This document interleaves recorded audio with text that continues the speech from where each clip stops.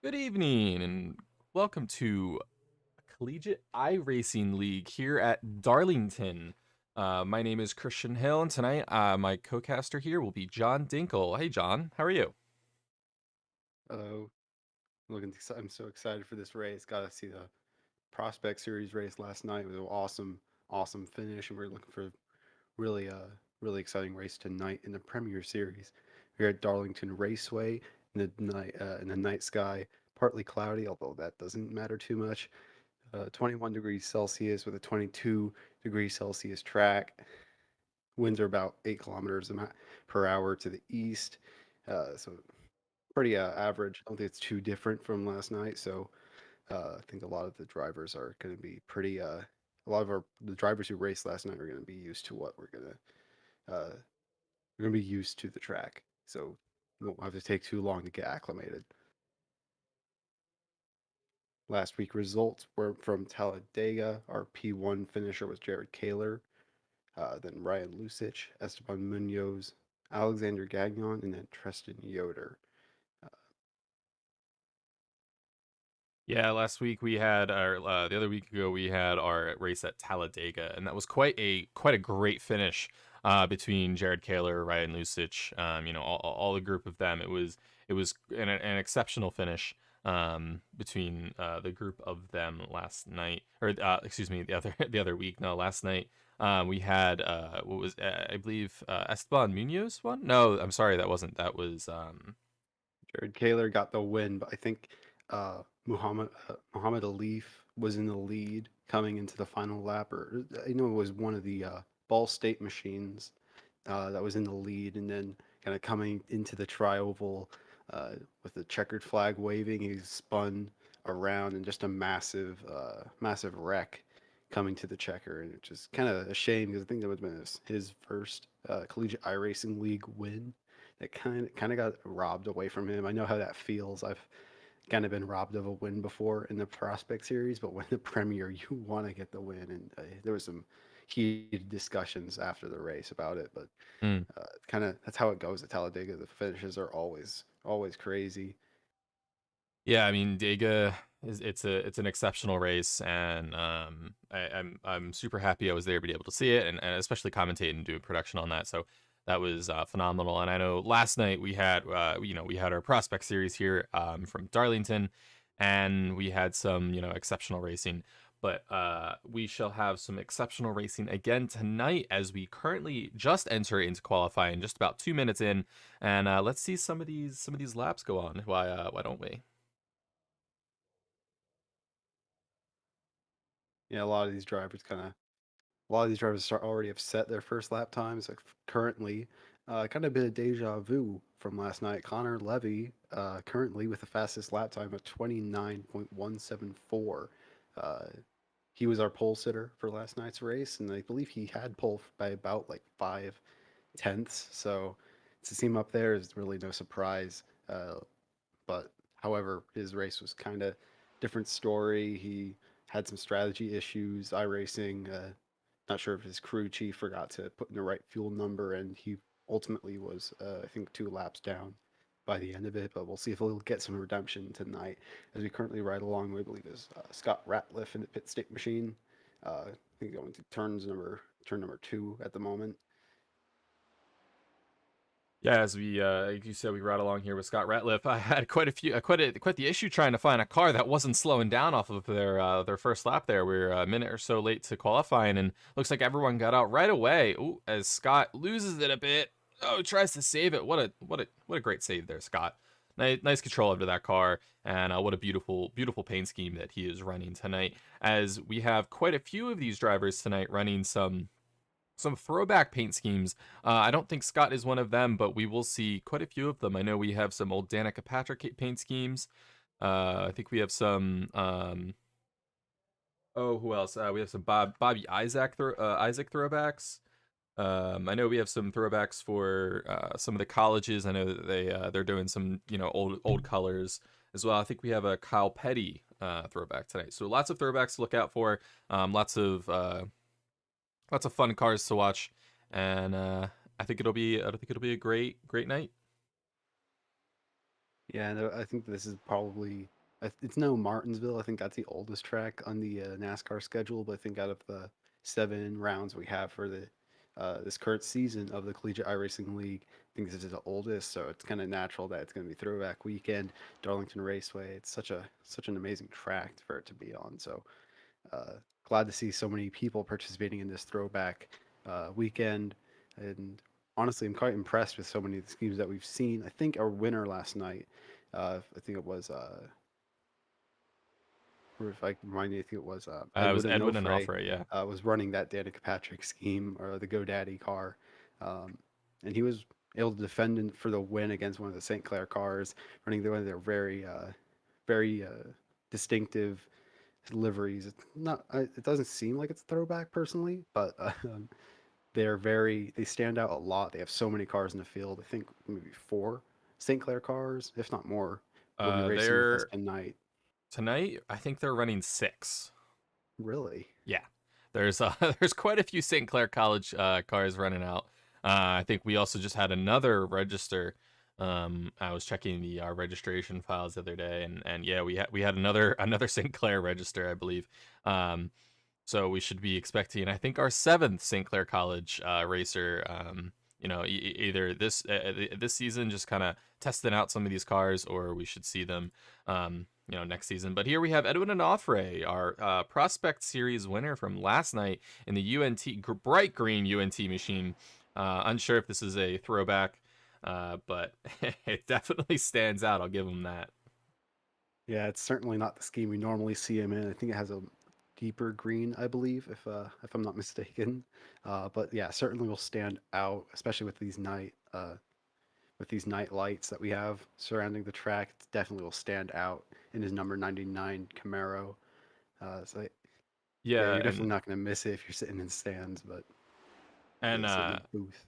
sorry, I kind of I made a mistake. Yeah, this is a throwback car. We were just literally just talking about it. I don't know where my mind went. This is the this is a Danica Patrick throwback, which I'm quite excited about. I don't know why. I feel like in my life, there's been a lot of Danica Patrick talk recently between a friend of mine and she pops up some of the F1 events. We just had what was it?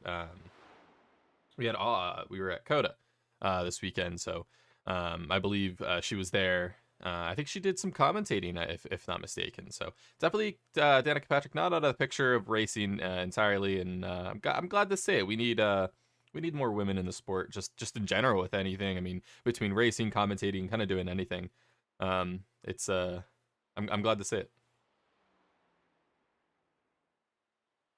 But Yeah, as we kind of wrap up qualifying soon, I think we have only a few minutes left. I think we have our everything set. We have 3 people I think left to run a time: Tristan Yoder, Ethan Head, and Jeef, excuse me, Jeff Pete has yet to run a time. So I think at the moment we have our top 3, which Edwin was able to sneak into. So we have Connor Levy, Daniel Hunter, and Edwin Onofre are a top 3, along with Andrew Williams and Zachary DeWale, which fun enough, I guess you could say, are all students. Our top 5 is all students, so I'm glad to see that the students kind of taking prevalence in our uh, top racers. yeah. I mean, correct me if I'm wrong, but I do believe that that top three are all drivers who raced in the prospect race last night. So I think that kind of the additional experience and track knowledge that they got from racing last night was kind of bleeding into this current session, and it's proving itself that they all have some pretty impressive pace, especially Connor Levy. That's not really a surprise, but I think comparing to the qualifying laps of the other drivers, it looks as if they've shaved at least like 4 tenths compared to their qualifying laps last night, which is really impressive for all of those racers who raced last night. Yeah, and as some of you may hear us talking about the Prospect Series and people racing last night, so we have a split within the CIL, and how this works is, depending on last season's finishing results of our Premier Series, that will lock you into a Premier Series spot for the next season.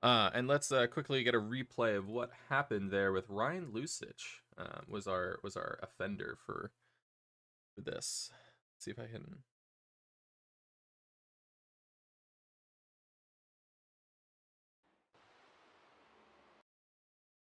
So it's going to be the 139 car we're going to take a look at right there between the 47 of Scott Ratliff and the 6 of Rhett Crane.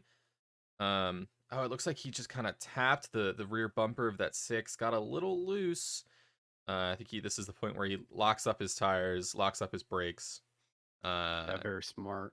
Very yeah. smart to kind of lock it up, be very predictable. All the drivers could just kind of do the inverse Moses, kind of going around the ocean.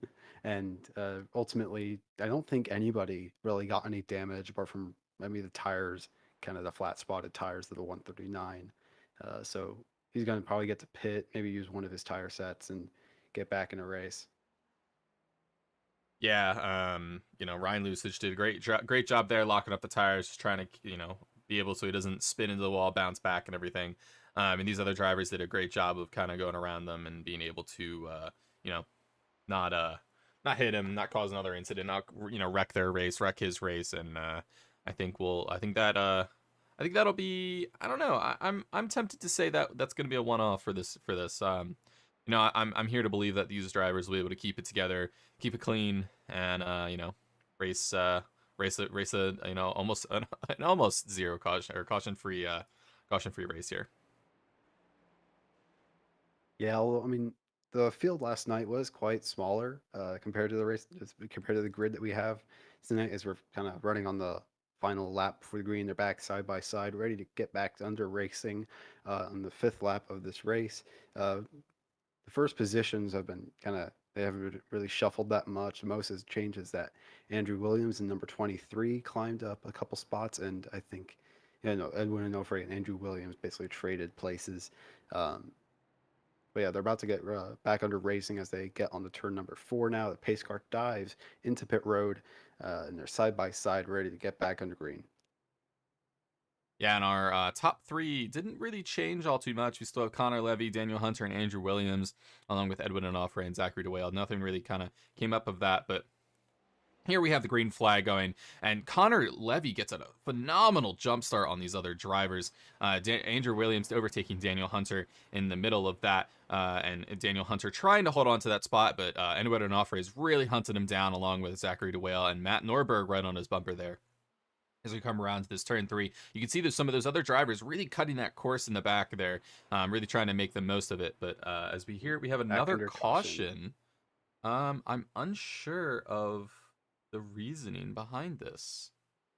Let's go back and take a look at what this when this yellow flag was thrown. That we actually might have seen.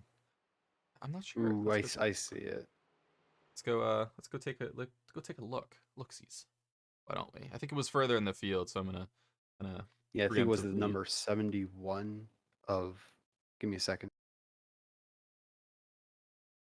Alexander The number Gagnon. 71 of Alexander Gagnon from, I think it's Robert Morris Ah. University. Yeah, he gets some contact with is it the 124 of Nick Stockner? I think that's a Clemson car. Oh. And yeah, just kind of the number 20, the number 00, kind of collateral, just nowhere to really go as he started to wash up high. Not much they could have done.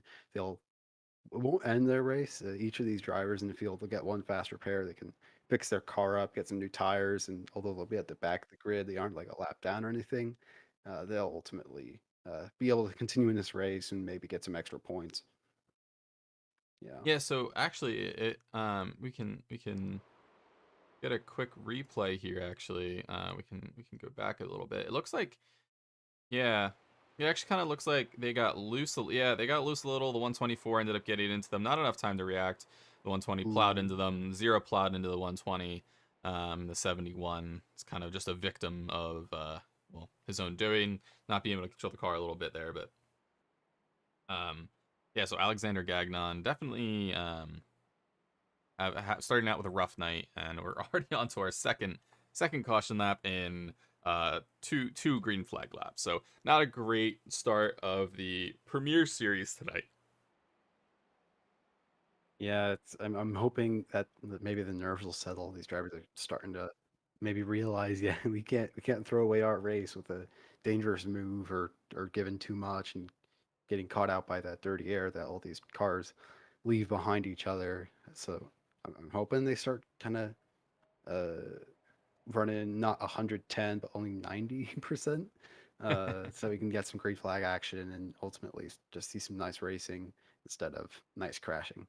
Yeah, but I gotta say, so far these two crashes aren't like anything crazy. I mean, it's just like, just they're just getting loose a little bit. Nothing like no stupid moves or anything like that. I think it's just dirty air, a difficult track. So yeah, I wouldn't say it's any stupid moves here tonight. So it's just unfortunate events that are happening, and I think this might clean up a little bit. Maybe some of these drivers just didn't have maybe enough practice. Um, you know, not too sure. I mean, Ryan Lucic, definitely one of the more experienced drivers around here. I am surprised he kind of lost it a little bit there, but was still able to kind of keep it clean um, in his incident there. But as we kind of see the safety car pull away there, we should be able to have our uh, our drivers here take the green flag just shortly, with Connor Levy still in first, Andrew Williams in second, line up right beside him as Connor Levy gets an exceptional pull away again. Andrew Williams trying to trail there behind him, and Daniel Hunter and Edwin Onofre kind of fight for positions there. Well, Matt Nordberg kind of peeks his nose in a little bit there alongside, and Zachary DeWale a little bit further back, also just kind of sitting there next to Rhett Crane and Jared Kaler. Yeah, it looks like Jeremy Miller and in the 169 Purdue car got a very uh, lackluster start. Don't know if he spun his tires, but if he did spin his tires, it's pretty awkward. As looks like we have a battle up front. I believe that's for the lead between Connor Levy and Andrew Williams. That Andrew Williams gonna have the inside line coming into one. Looks like he's gonna do the slide job, and right as he does it, we have another caution on the circuit. This one was Ryan Lucic again. I'm not really sure what's going on with Ryan Lucic tonight. Usually Ryan Lucic has is doing pretty well for himself. So I'm not too sure on maybe he's just got some nerves, maybe he's not feeling too good tonight. Unsure, but we will go and take a quick look in a few seconds at that wreck. But um I mean, at this point, Connor Levy's not gonna have not gonna have any issue getting P1. He's just gonna be able to kind of fly around, get a good jump start on them, and take the win a little bit later. Yeah, if there's never really a chance for the driver to pass, get any sort of run, then you're never gonna lose at first place unless if you kind of make a mistake. So I mean, it's kind of stupid. We are watching uh, the wreck here, or the incident I want to call it. Looks like no, the eight car on the outside of Ryan Lucic in 139, kind of running down from the wall in number eight, and I think it just caught out Ryan Lucic. He didn't really expect him to Ooh. be so far down low. The number 20, I think he was involved in our incident earlier that caused the second caution tonight. Uh, but yeah, it looks like pretty bad damage for the eight, and I don't think Ryan Lucic in the 139 would have gotten much damage onto his car, while the eight looks to have some pretty decent damage. I'm not sure if he's pitted yet, but I'm sure he's gonna. Yeah, and Yeah. definitely gonna need some pits. You can actually see that back right tire kind of lifting up off the ground there. Let's see if we can get a different shot of that. Not sure if I can be able to get a shot on that left hand tire there, driver's side front tire, but yeah, it's definitely a rough one for them. Kind of just caught up into that. I will say that was a bit of net code there, that we saw from that. I think it was a mix between net code and Ethan was Ethan Head, the number 8 car, was kind of staying up high a little bit, and I don't think Ryan Lucic was really kind of expecting that to happen. But if Ryan Lucic used his fast repair on that last lap, um, I don't think they'll be able to really fix their car in time. That was a pretty hard hit, especially like I said. I mean, I don't think I doubt he used anything last time. He didn't really get any damage, so I hope he would have saved his fast repair for this time. But who knows? Do you know what happened with the number 14? I don't know if you mentioned it, but why did he like kind of stop on the track and have to I catch do up? I do have a note. Let's take a watch. Let's actually just go full speed. I mean, they're under yellow and kind of pulling down on the thing that's turn number one, and he just kind of stops. Don't know if he had to look outside of if he's like in VR and had to look away, and wanted to make sure he didn't crash or anything, or however it is. I think they're getting side by side as they uh, round the track now. So we'll be back under green flag and hopefully green flag for a while. But these drivers are not seeing a very good precedent so far. We're on our third caution. Last night we saw zero cautions. So maybe they left all the wrecking for tonight instead of last night. Yeah, I'm not too sure about that, to be honest. Yeah, there could have been a number of reasons why Connor, had to stop there for a bit. Could have been a few things.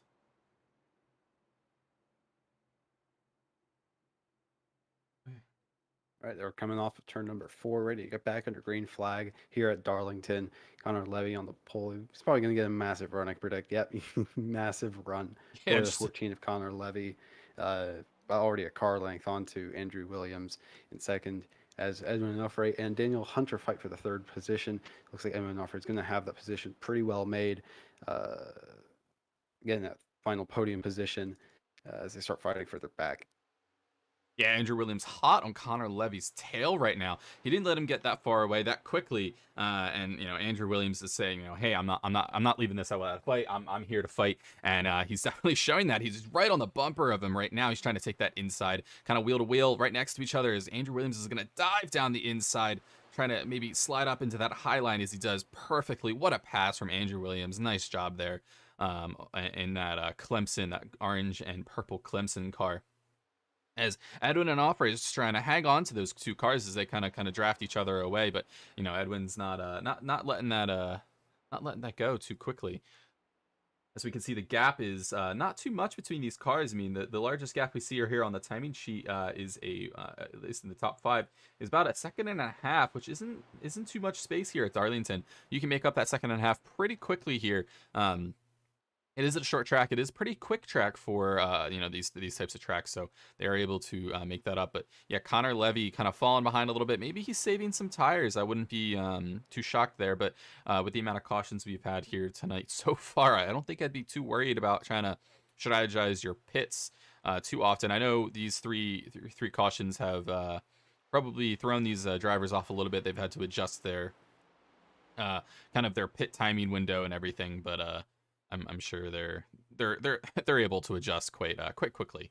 As we see quite a few drivers get into the wall there, that dirty air can really kind of send you up a little bit, not really give you that downforce that you need.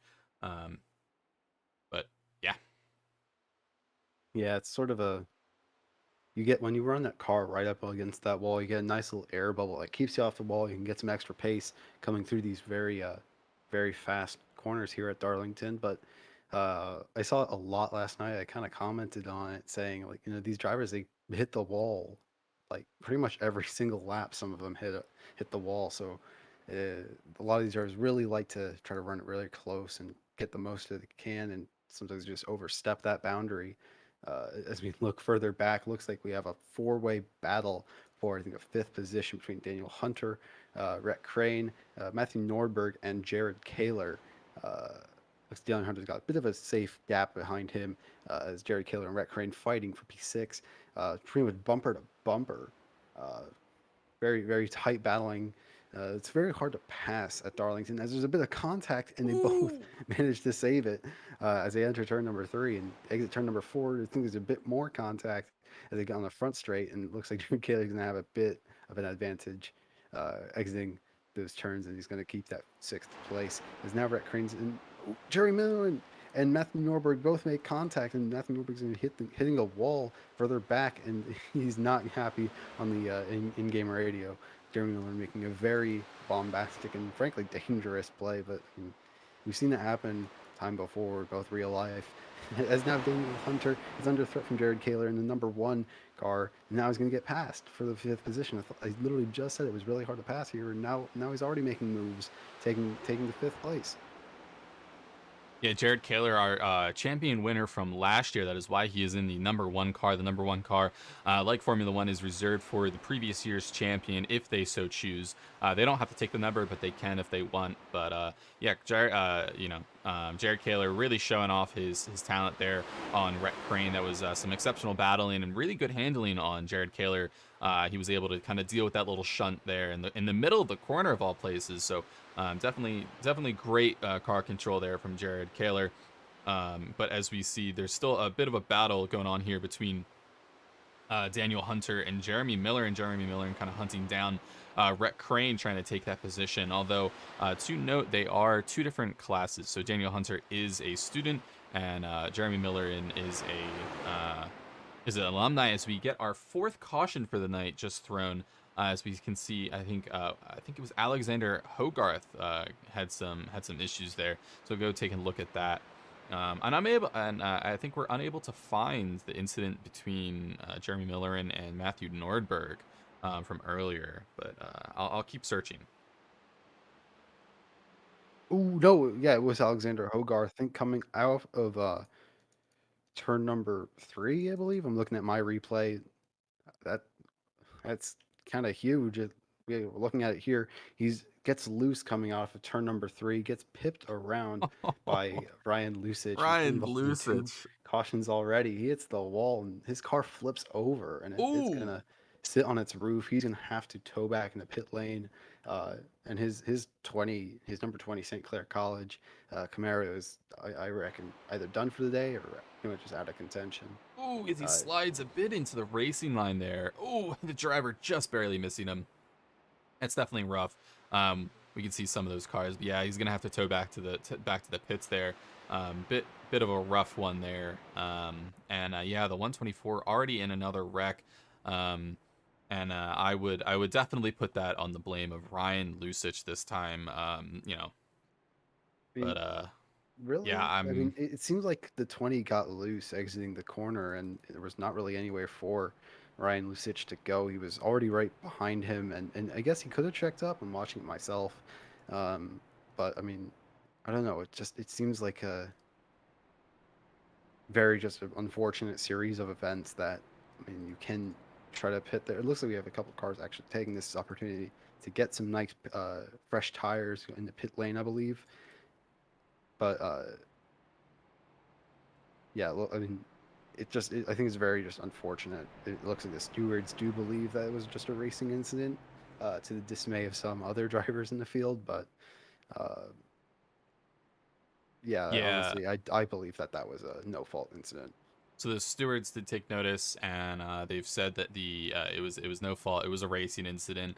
The 20 got loose, and the 139 didn't really have a choice of where to go there. It was just kind of brought upon them. So they are noting that as a racing incident, and it's not going to be no one's going to be noted. But I will say the 139. The 139 is definitely up there in terms of being in incidents and stuff like that. And I believe if I'm not mistaken, I believe our rule is if you cause two incidents or more than two incidents, you are parked for the night. So kind of keep that in mind with some of these cars. If they cause quite a few incidents, they're going to be or I think it's a yellow actually. They're parked for the night. But as we can see, the safety car's lights are off. And change of plans, Andrew Williams is in the lead this time, so he's going to be able to get the jump off of Connor Levy. But Connor Levy, I think they're going to be able to. I think he's going to be able to kind of hold on to that and jump with him, get right underneath as we come here to the checkered flag, or excuse me, the green flag. Come here to the green flag for the start. Yep, massive run from the 23 of Andrew Williams. Connor Levy's going to be under threat. The 0-2 is Ecker to Whale as they're side by side as they start to enter turn number one. Andrew Williams, nice clean air right in front of him. The 0-2 is going to make a nice threat on the inside of Connor Levy. I think he's going to have that position well made. And number 14 is now going to have this bumper build with the number one of Jared Kaler. These top four start to have a bit of a gap going back. Brett Crane, P5, not having any sort of shuffling right now. Going to try to see what he can get uh, get right here, seeing these multiple side-by-side battles as we get on this restart. Yeah, as we can see, Zachary DeWale really trying to go underneath him right now as the 23 of Andrew Williams gets just taps the wall, just gives the door of his car a little kiss with the wall there. As Zachary DeWale takes first from Andrew Williams, but will Andrew Williams have anything to say about that? Will he try to go back underneath of this turn? I know in Darlington you don't really want to try to take that inside line there going around the turns because that really burns up your tires, and this definitely seems to be a tire management track. Unlike our last track last week at Talladega, where that is just raw speed. Tires don't really matter in these shorter runs we're doing here. So Zach DeWale really making some moves as Andrew Williams is unable to kind of bring that back.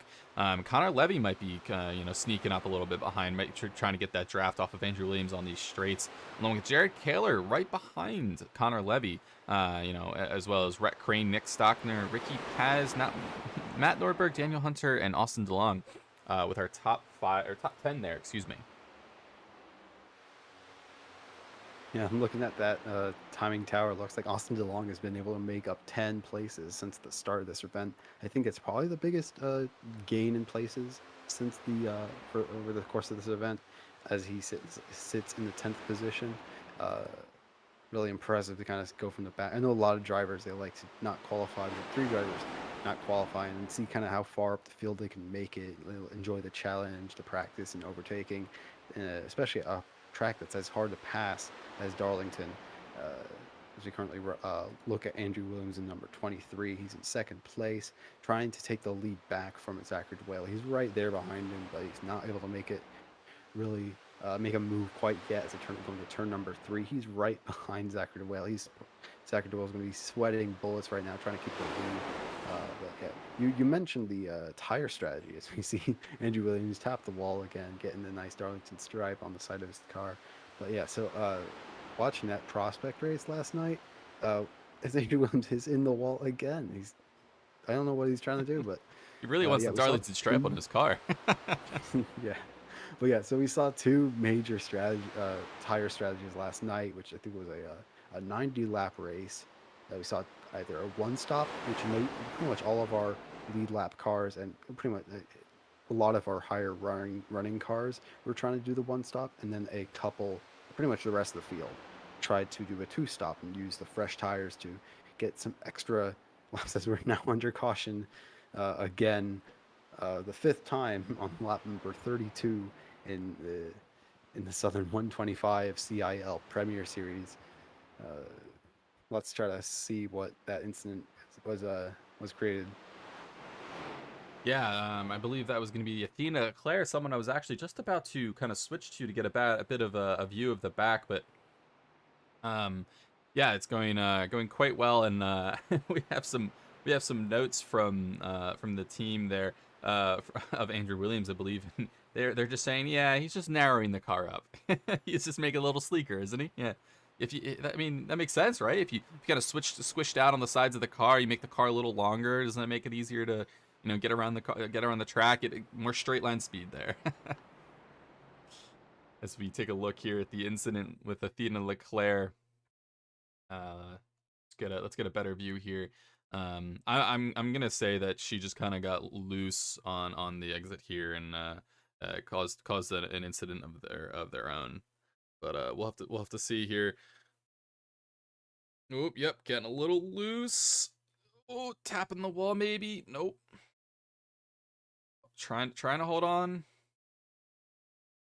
Yeah, it looks like, yeah, she just got a bit loose on the exit of turn number Oh no. 4. Didn't tap the wall, but yeah, just got a bit of a tank slapper, and I think she did do the Ryan Lusage of knocking up all your tires, and well, yeah, you're gonna flat spot them.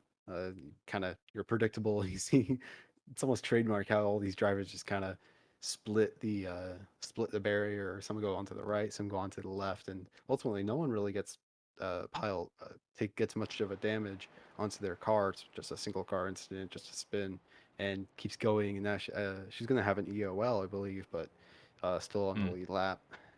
Yeah, great save there from Athena Leclerc. Nice job locking up the brakes there and keeping everyone clean, keeping everything clean.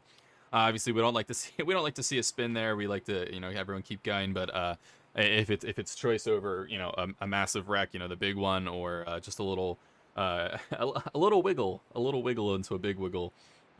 Yeah, it's a great one, but yeah, no damage. But they will get an EOL for causing a caution.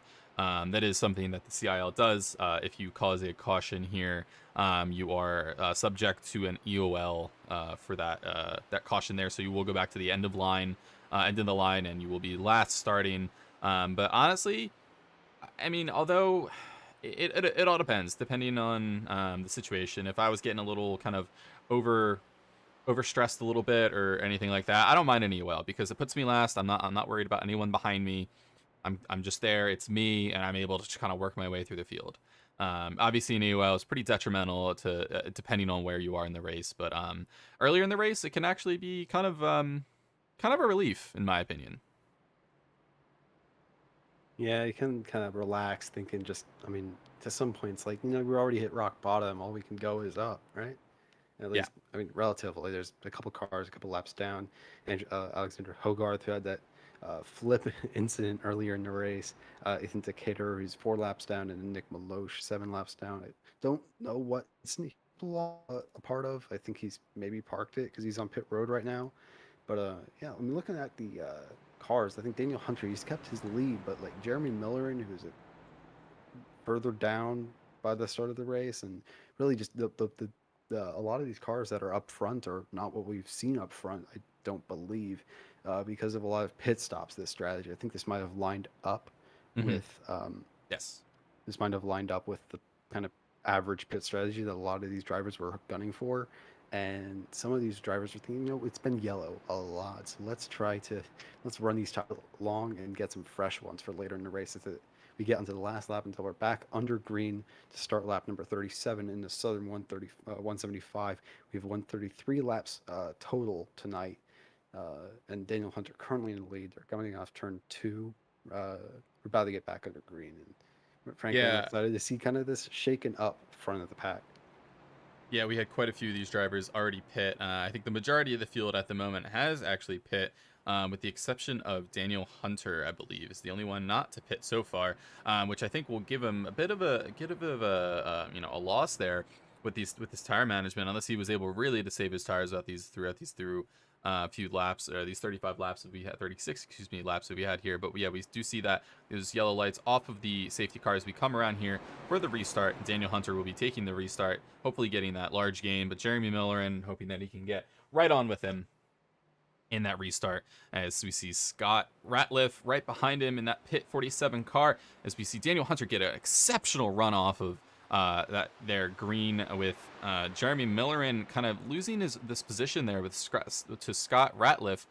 Zachary DeWale kind of sneaking his car up there a little bit, as we see Scott go down low, lose a little bit, and Zachary DeWale really there to kind of take precedent on that. Jeremy Millerin taking back second in that position.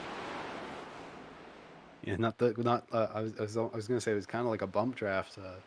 Zachary Wells trying to give Jeremy Miller in, but he didn't really quite make contact. But yeah, a lot of shaking up, and Zachary Wells trying to take the third place from Scott Ratliff on the inside, going through turn number two. And I think he's going to have that position as we now battle for the lead. Jeremy Miller and finally getting back under Daniel Hunter after losing quite a lot on the restart. He's going to do the slide job. Apparently he has that move done, but Daniel Hunter, I think he's trying to do the switch back, get a nice run down the front straight. I think he's going to have it. I think we're looking a bit further back now, though. As we see Jared Kaler really running up that field, already back up in the fourth place, as same with Andrew Williams right on the rear of that 747 car, excuse me, of Scott Ratliff. As we see him kind of dive down low there. I'm not sure if that was just kind of getting loose a little bit there, or what, or trying to maybe avoid Edwin and sitting behind him in that bright 99 green car. As we can see here, I think that was Matt Norberg getting into that wall there. Not something you want to do on that turn there. You're really rough up the side of your car, really damaging that aero there. But Scott Ratliff really kind of making his way through the field there, kind of holding on to that position. He is 6 positions up to where he started. But our biggest winner so far is going to be Ethan Head with plus 13 positions to overall. Yeah, a lot of these drivers, I think they're trying to just make as much as they can on the restart, knowing this is probably their best chance to get that much of a good move. Uh, as we start kind of slotting ourselves back in, we're on the board. I think this is Jared Kaler, in number one machine. He's currently in third position. I think he has a really good chance to take the second place away from the St. Clair 0-2 of Zachary DeWale going to turn number three. Oh, change cameras again. I think this is now.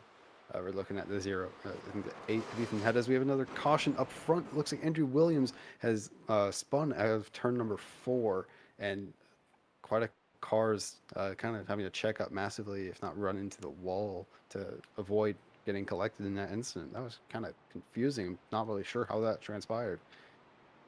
Yeah, we'll take a quick look at that, but I have to say this isn't looking good for these Premier Series drivers. I mean, they're causing quite a few cautions here. We are on our sixth caution out of 42 laps. There's more cautions. That is more than one caution every 10 laps. So um, not looking good for these drivers here. Let's take a quick Yeah, look here at that yellow well, we have the flag and see if we replay can here. hold on to that. And that's Ooh. Andrew Williams on the inside. He looks to have run a bit high on. I think that is, if I look, I believe that is Rhett Crane in the number six Ball State car. Um, yeah, honestly, quite confusing. It looks like he just overshoots the corner on the low side, trying to make a move on pretty much a slide job, I believe. Both of them made past the 747 car of Scott Ratliff, so I think both of them were thinking, "Oh yeah, we got this made, and we're using that momentum." Edwin Nofre, you see in the bright green 99 car, kind of gets collected and didn't really have anywhere to go. But yeah, frankly, very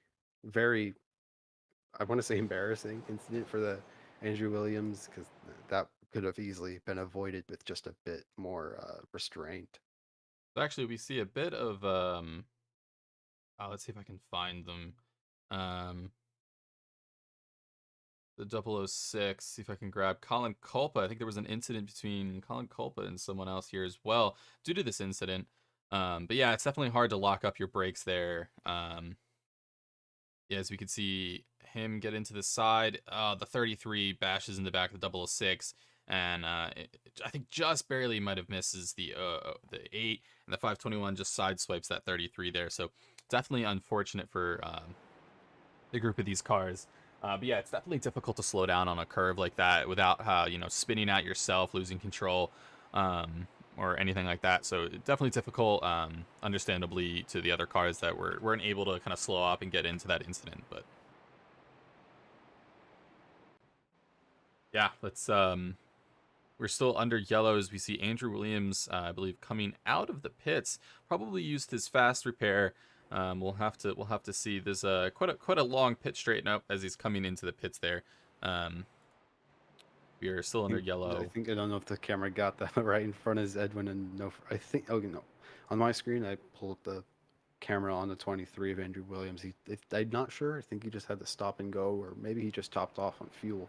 But he's already out of the pits, back onto the track. So I think he might have either had just like a stop and go, a very kind of small penalty, or maybe was using that to serve as EOL, uh, or a top off on fuel to maybe suit a better strategy now that he's further back in the grid or on the field. Yeah, but quite a quite a interesting perspective we have here, with these cars and everything, and them trying to kind of put their car into the right place that they're able to, in this whole um, situation. We do have I do have a list of the locked in premier drivers, excuse me, that made it. And I will say some of these, quite a few of these drivers that were, or that are in these incidents, are actually the locked in drivers. So we see a lot of the drivers who aren't locked in, kind of from the prospect series, and they're the ones kind of keeping their noses clean. Ryan Lusich, he is a locked in driver. Andrew Williams, locked in driver. I believe Athena Leclerc, don't quote. Yeah, Athena Leclerc is a locked-in driver. So all these Premier Series drivers are kind of the ones who are making these aggressive moves, or just kind of maybe some silly mistakes like we've seen them. But um, yeah, maybe it's these Premier Series drivers who need to take a little bit of note from these prospect drivers. Kind of learn to keep the aggression down a little bit as we come here to the green flag with Zachary Dwell, or excuse me, Jeremy Miller, and taking us off in that 169 car from Purdue University as he gets an exceptional start off. And Zachary Dwell slacking a little bit. Jared Kaler is saying, thank you very much. I'm going to slide it right underneath you, take that inside line. But Zachary Dwell saying, nope, nope, no, you won't. I'm going to put the power down and I'm going to get right out in front of you. Yeah, very good start, but looks like Zachary Joel's going to be right back on it. He's going to try to take the inside line. Bit of a slide job coming into turn number 3. He's going to take the lead away from Jeremy Miller, and he's going to do the switchback, trying to get a run down the front straight. I don't think he's going to quite have the move made to try to fight right back into turn number 1. He's going to just have to try to fight another time, uh, losing the lead to Zachary Joel. Yeah, and it's definitely it's good, really good race. Zachary Dwell really running away with this as we have another caution here tonight at Darlington. Man, I don't know what to tell you, John, but this is getting a little We're going to be here a while. yeah, this is getting a little embarrassing for some of these drivers. It's luckily the I'm looking at the drivers that were involved here, and I don't think it's any of the drivers that have previously been involved in an incident, or that was fault of an incident. But um, this is our this is our 7th caution in 48 laps. Um, you know, uh, this is kind of where the jokes come from, the iPacing simulator, and I'd rather not kind of talk down on some of these drivers and this kind of thing. But this is our 7th caution so far, and it's not looking great. But here, let's go look at this yellow flag here on these drivers. Yeah, Yeah, it looks like the number 20 St. Clair car of Alexander Hogarth. Behind Edwin Onofre, number 99 car. Looks like Edwin makes a bit of contact. The car in front of him, not can't really yeah, get what the number is. If he you can, makes or the who that is. 99 of Edwin Onofre makes contact with the 98 of Nick Maloch and the 20 of Alexander Hogarth, and the 000 there of Ethan Decatur kind of just plow right into all of each other and just get into a nice big conglomerate of scrap metal and stuff like that. There's a 20 tries to lock up. 99 is actually backwards on track right now. The 98 kind of makes it a little bit by, and I think that 000 is just kind of rough there. But Alexander Hogarth's already been involved in one incident, as well as Edwin and Offray. So I'm not too sure what their cars are going to look like after this. I don't know. I don't think they have another what you call it, fast repair left. So I'd be quite concerned for their safety there. Um, but we can check on them in the pits real quick, as we are here in the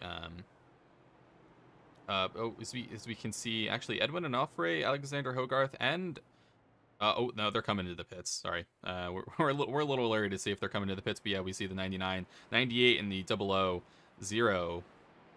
going to the pits. But good enough for him. The Alexander Hogarth 20 car staying out. I assume the damage is minimal for Alexander Hogarth and is able to kind of stay out on the track. So that's pretty good for St. Clair College, that their driver is able to kind of stay clean with that, and stay out on the track. Yeah, I do see a bit of that damage on Alexander Hogarth's number 20 car, but yeah, it doesn't seem like it's terrible. It's just some denting, some nice Darlington stripes instead of Darlington stripe, if you want me to call it that. But yeah, again, I said it earlier, we're gonna be here a while. We're starting lap number 50, so a bit past the third way through this 133 lap race in the CiL Premier Series, and yeah, it's I don't want to sit here all night talking about how some driver caused a caution, how some other driver caused some other caution. It's just, yeah. So I'm hoping at some point these drivers are just gonna just chill and run green until the end. It kind of sucks to see how Vincent kind of pulled out, because a lot of innocent bystanders, I feel, were kind of wrapped up in that. Edwin Onofre was deemed at fault for that, so he's going to have an EOL coming as he comes back on the circuit on my screen. But like Ethan Decatur and Alexander Hogarth and Nick Maloche were kind of just innocent bystanders who happened to be involved.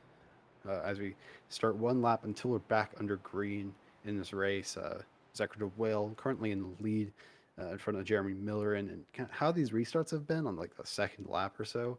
The person in second will have gotten a really nice run and made their move into turn three. So yeah, give it one lap, Miller's going to be in the lead.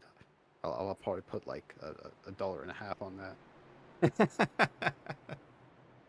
Yeah, and I don't know. I might put my money on Jared Kaler. Jared Kaler's really been kind of pushing hard throughout these turns. He's been really doing good on these jump starts. But yeah, I think I had a bit of commentator's curse because I think the group of the cars that were involved in that incident there were all actually we're all Prospect Series drivers. So you know, bit of you know, commentator's curse there. But as we come here to the green flag with Jeremy Miller and Zachary Dwale on the front row, not too far behind is Jared Kaler and Scott Ratliff ready to take those positions. Really good run from Zachary Well. Looks like Jared Kaler is actually going to make it probably past Jeremy Miller, and as they come onto turn number one here, and Scott Ratliff looking to have lost the place to Ricky Paz in number 19. We haven't talked about him tonight. I don't believe Ricky Paz is not going to be in the fourth place as Jeremy Miller looks to fight against our reigning student champion Jared Kaler. Uh, Currently second place and looking to make his way to the lead, making it past Zachary to Whale. So I guess my bet actually wasn't a very good one. Now that Jeremy Miller's kind of seemed to lost out. Where's my $1.50? We got I'm Jared not. Kaler in front of No, Jeremy you're not Miller in gonna. now, don't we? No, here I'll give it to the winner. How about that? Hey, I mean, they're not involved in the bet. It was me, you know. But yeah, Yeah. we have Zachary Dwale. We're still holding off, trying to hold off Jared Kaler's. Jared's really hunting down Zachary Dwale there. I think you know, Jared realizes, hey, we've been in, you know, X7 I think cautions now, and you know, he's like, I think it'll be better for me to be up front. So Zach, if you don't mind, just kind of moving on out of the way, and I'll take that position there. But Zach's not wanting to kind of give that up as we have Jeremy Miller in a little farther Mega run behind. here. Mega run here. Holy. Yep, What was Jared Kelly's going to take the inside into turn number three. I think he's going to have this. He's going to have the slide job, and he's going to take the lead. He's not going to have restraint. He's going to do it himself, not wait for a mistake, and he's going to take the lead for the Southern 175 as we start on lap number 55. fantastic move there from Jared Kaler on Zach DeWale. Burned up his tires probably a little bit, depending on how old his tires there are. But you know, Zach DeWale not too far behind, is still able to kind of make a large run if he needs to, kind of slide on the inside. But yeah, I will say that you know, he probably burned up his tires quite a bit there doing those slide jobs. You know, we talk about these slide jobs here, and they're one to burn your tires up. You know, you're sliding across that surface, going all the way up, and you're just eating that rubber right apart. As we see Zach DeWale right on the bumper of Jared Kaler trying to make that pass.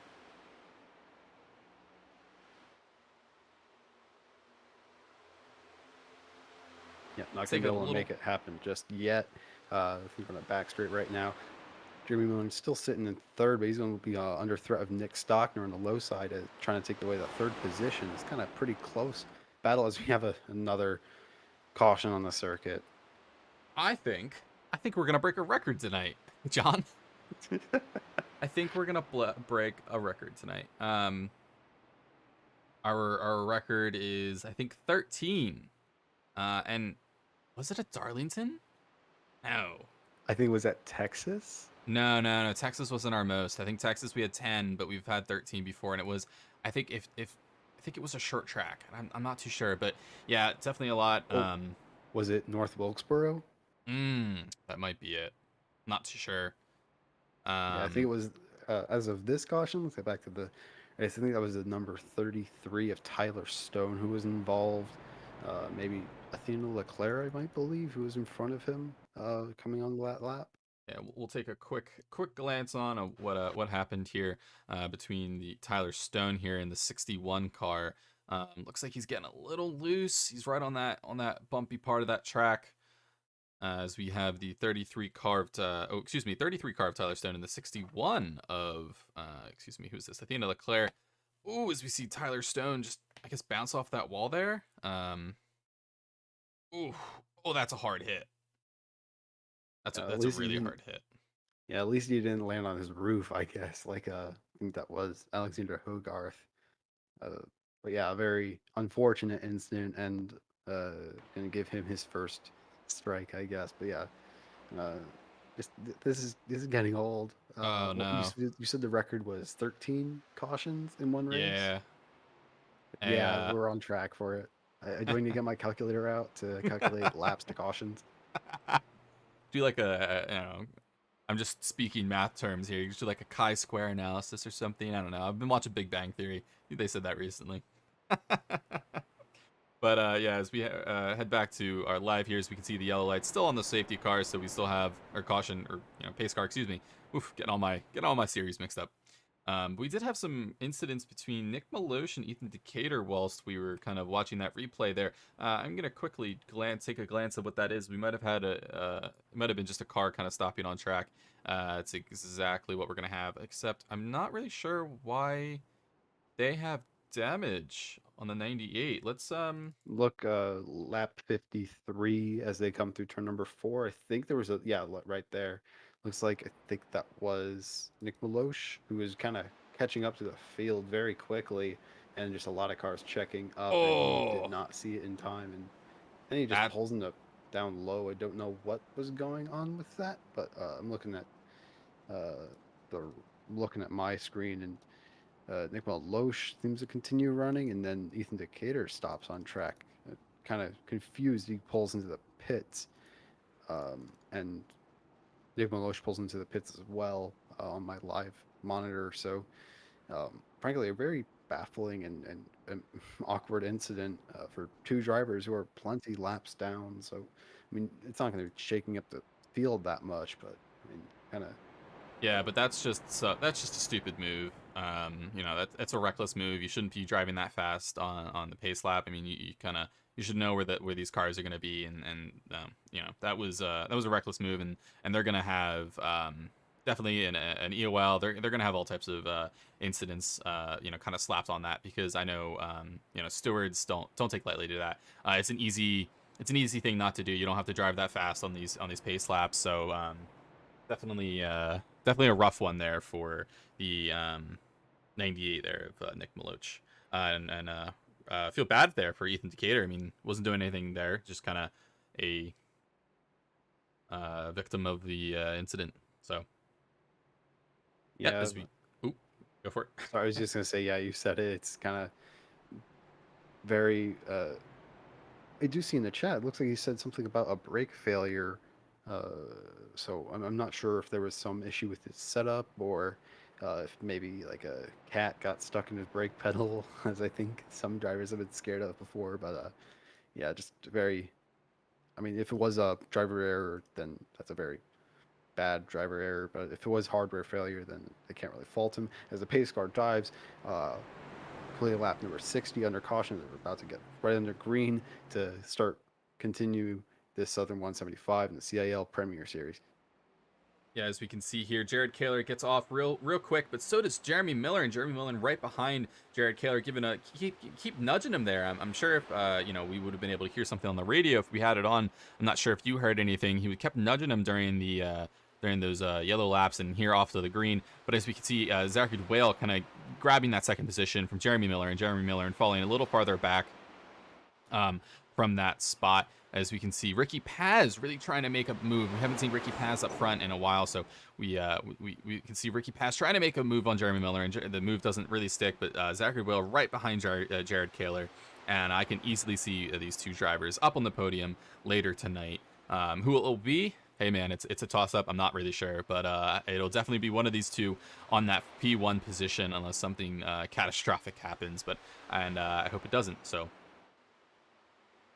Yeah, certainly. Thinking back to last night, I believe it might have been Zachary DeWale who was in the second place, fighting, trying to catch up for the lead, and ultimately make a move on like the second to last lap, and couldn't really make it stick. So I feel like if I, either for St. Clair or even just for Zachary DeWale, it's a nice bit of deja vu to see Darlington and running right in the second, right in front of a very quick driver, and trying to take the lead away.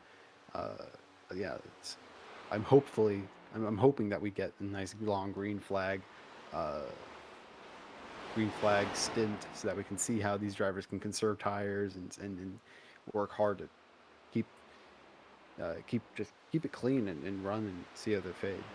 We're currently looking at Scott Ratliff and Ryan Lusich, currently in P8 and P9 respectively, exiting turn number 2 onto the back straight. A lot of single file running now. I think maybe there's some smarter decisions being made in the most of this field. Uh, Yeah, as we can nice to kind of see. see this large group of cars back here that are kind of all the way from Matt Norberg all the way probably down, I think, to down to Tristan Yoder. No, excuse me, Andrew Williams. Just going to be this kind of large group of the pack, and yeah, we have Connor Levy and Andrew Williams down here, who are kind of our first section of the race leaders here. These drivers are really Oh, getting we have a into each other. spinner. As we can see, the 19 is a spinner, kind of just off to the side. I don't think they're going to throw a caution for that, just because Nope, it's it's a a yellow. self. It's gonna It's be a a yellow.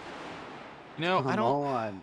How We did got to check that. I don't think that should have been a yellow. It was a self spin. He was fine. Well, we've had like 3 self spins already, and they've all been yellows. I Yeah, I'm think not. like it took a bit. So if he wasn't stopped, I'm certain it would have stayed green. But he did stop and was kind of perpendicular to the track. So yeah, he's on the inside of it. That looks like Jeremy Miller in his 169 Purdue. I think that's a Jeff Gordon throwback. But yeah, I think they're coming off of turn number 2 here. And Ricky Paws on the inside. I think he tries to start running a bit higher. No, he kind of hugs the apron. Miller keeps him nice and down low on the track. And I think, yeah, Ricky Paws, I think he tries to run up closer to Miller and he hits the wall. And then Ricky Paws didn't think he would have hit the wall and just ran out of room. And yeah, I think we've seen that incident quite a few times tonight. And yeah, it's unfortunate as I think we now see a lot of cars on the pit road. If you can try to take a look at that real quick. Yeah, I'm not really. Let's take a quick glance at pit lane here, as we can see them kind of all coming in just barely. Oh, we can see them all. We'll be able to see them all come out. There's quite a few cars there, but personally, I don't know if I would have thrown a caution for that. Um, No, well, we're biased right now. We don't want a caution because we're tired of cautions. We don't Yeah, want and obviously the cautions right now. stewards, the stewards are here to kind of make sure everything goes cleanly. As we can see these cars coming out. Jared Kaler, the first of those cars come out, and then Zachary DeWale, followed by the group of the next cars. I can't really speak that quick there. As we can see Andrew Williams, Connor Levy, I believe that there's two more cars. As we can see Edwin and Opry flying by on the track right there. As we have, oh gosh, I don't, some of these cars, I'm not too familiar with the paint schemes. Yeah, that's like the side effect of these throwback weekends that we had, or maybe just throwback night, is that we can't really tell the drivers by their paint schemes, and especially like with all the like shared liveries, like the St. Clair cars, the Ball State cars. You have to memorize the numbers too because the liveries are very similar. They're all really well made, but you can't really tell them apart as well as if they were all perfectly distinct. It's not a complaint; it's just an observation. But yeah, a lot of positions seem to have been shaken up now with all the pit stops. Edmund Onofre and some other drivers who were a lap down are now all on the lead lap. I think the first car that's not on the lead lap is the 33 of Tyler Stone, who's 11 laps down and pretty much retired. Ethan Decatur and Nick Maloche are the only other drivers who pretty much are retired from this race. Everyone else is on the lead lap, which is really nice to see. Pretty much anyone could make a move up the field and try to take some nice points or even a win. It's really Yeah, nice to see. yeah, and you said it's all correct. But we have we we've just passed on lap 66 around that the halfway mark of this race. So we are 9 cautions in halfway through this race. If we're on track, we will have 18 cautions this race. Um, if we have the same amount. Obviously we won't. We have a little less cars. Some cars are further down the field, damaged, stuff like that. But at the moment, I think the only car in the pits is Ricky Paz. But Ricky Paz actually just left the pit, so we still have every single car on the field right now. Unsure of the, maybe some of the cars is mechanical. components, I guess you could call it. You know, if they're damaged or whatever. But we don't have any cars retired right now from too much damage. So 9 cautions in, and yeah, but I will see. Yeah, like you said earlier, 3 of those self spins, not really too much damage between other cars. Some of them not even damage at all, just a spin off the track. But yeah,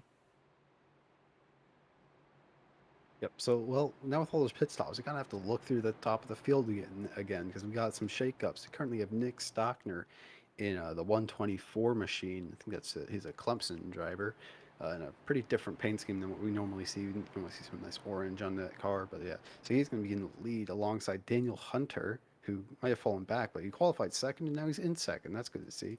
The 71 of Alexander Gagnon, I think that's how it's pronounced. Pace car drops yes. into pit road.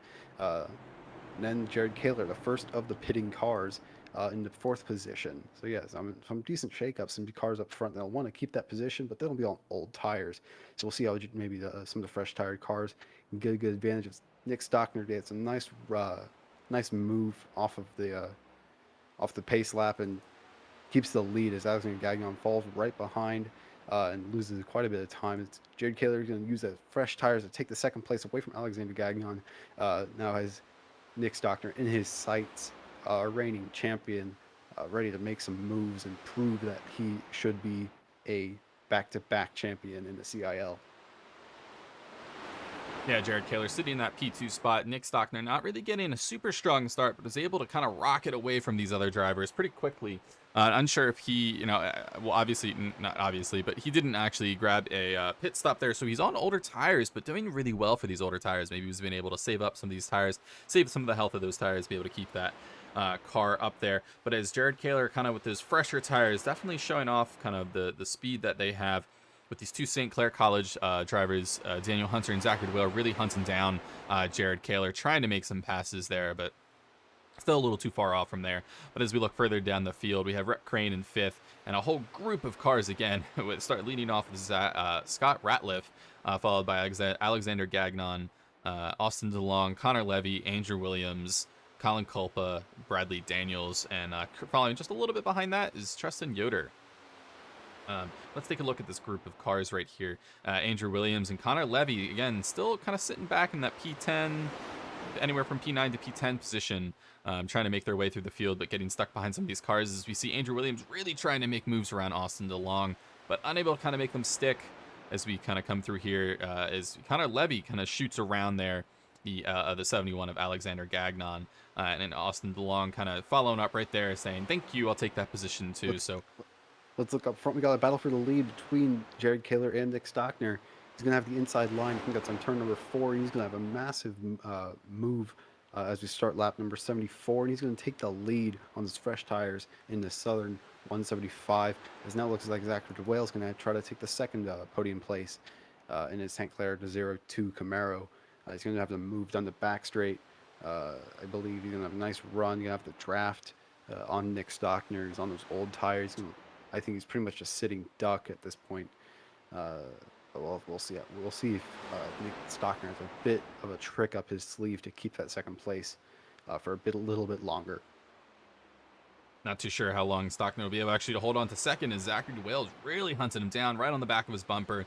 Nick Stockner hit the wall just a little bit earlier on that front straight as Zachary DeWale actually goes for that high line, comes down low, see if he's going to get that kind of run on him right there. He's going to be able to get onto the side of him going into this next turn.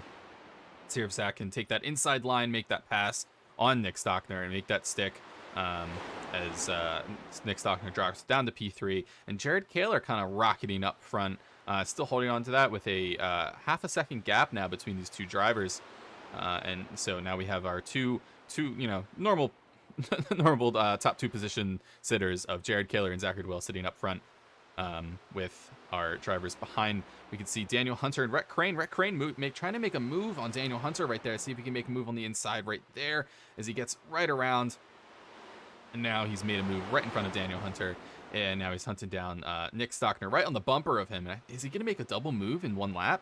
Let's see if he can do this. He already did. That lap was a double move. He got past Connor Levy. I think we saw that on our screen, but Oh, missed in our eyes. But yeah, he's making moves right now, getting past these old tires. But Nick Stockner doing everything he can to defend, and now has that 49 car overtaking Rhett Crane. He whoa. plays a bit of a tactical decision to get that car, give him as much of a move as he can, and using that nice dirty air. But yeah, look away. Looks like I think that Scott Ratliff is uh, slow on the track. He pulls into pit lane, but we're going to stay green for once. An incident will keep us under green.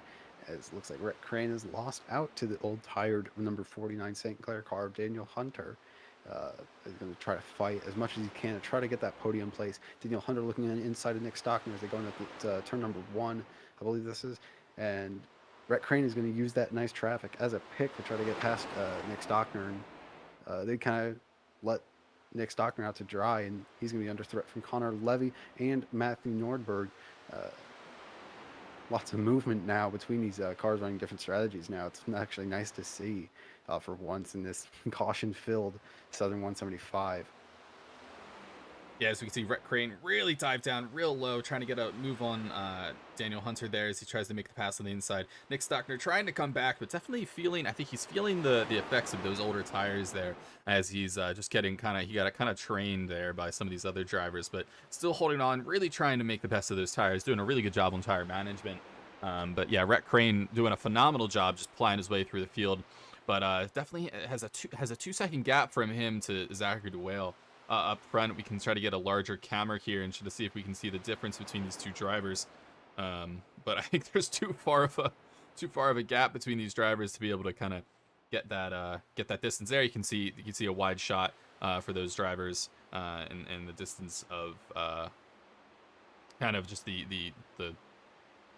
relativity between the two of them. But let's go back into maybe a bit of a closer shot as we can get a kind of a view of these two drivers, with Zachary Whale really hunting down Jared Kaler. Not that I think he's going to make a pass anytime soon. I think they're going to try to kind of stick with each other, maybe try to keep out of trouble and build that gap a little bit larger between that P3 finish, P3 driver right now, Rhett Crane, as we kind of look further back to another group of cars that involve just a lot of them. Ooh, as we can see, a little bit of touching between the 076 and the 23 of Andrew Williams. But they're able to keep it clean, keep it off the walls. Nick Stockner kind of gets messed into this whole group here. Yeah, it's going to be like the cork in the end of the bottle, I think, Nick Stockner. It looks like they're 4 wide as they're going down the back straight. Matthew Nordberg on the inside, Andrew Williams, and on the inside of the 22 of Austin DeLong. Austin DeLong gets into the wall at 521 of Bradley Daniels, also seems to get into the wall. They kind of settle each other nicely. I thought that was surely going to end up in an incident, but they managed to keep it clean to keep this long green flag run going for even longer as Andrew Williams manages to pull out in front of this. Come on, why'd I jinx it? We have our 10th caution of tonight. That looks like, I think that is that Andrew Stieg in number 13 Ball State car, and Mm-hmm. Alexander Hogarth in the number 20 St. Clair car out of turn number 1, I believe. And I believe he toes a pit lane. Come on, y'all. Yeah, as we head into, I think this is our 10th caution. Definitely got a Yeah. little bit more of a green run there, so I'm happy with that. But let's take a quick look at kind of what happened here between these two cars as they kind of they get into each other. I think they just get into each other on that. I think the 20 car of Alexander Hogarth gets a little too high, just kind of bumps into the 13 there of uh, uh, Andrew Steege, excuse me, from Ball State there. And I think we got to see the rest of this. Let's go take another look, see if there was any incident kind of before that happened there. Um, to watch this in real time, nope. It's just gonna kind of slides up into him. I think it was a little net code actually kind of pulled them in there together. So that'll be an interesting one for the stewards to kind of differentiate between if that was the 20's car's fault or just they're gonna blame netcode on that. Um, I wouldn't know. I'm not too sure, but Yeah, well, let's look back at the field. Looks like both Jared Kaler, Zachary Whale, and a number of other cars like Matthew Nordberg and Andrew Williams and Connor Levy have all decided to hop on the pit road, get some fresh tires. They've seen how beneficial it is.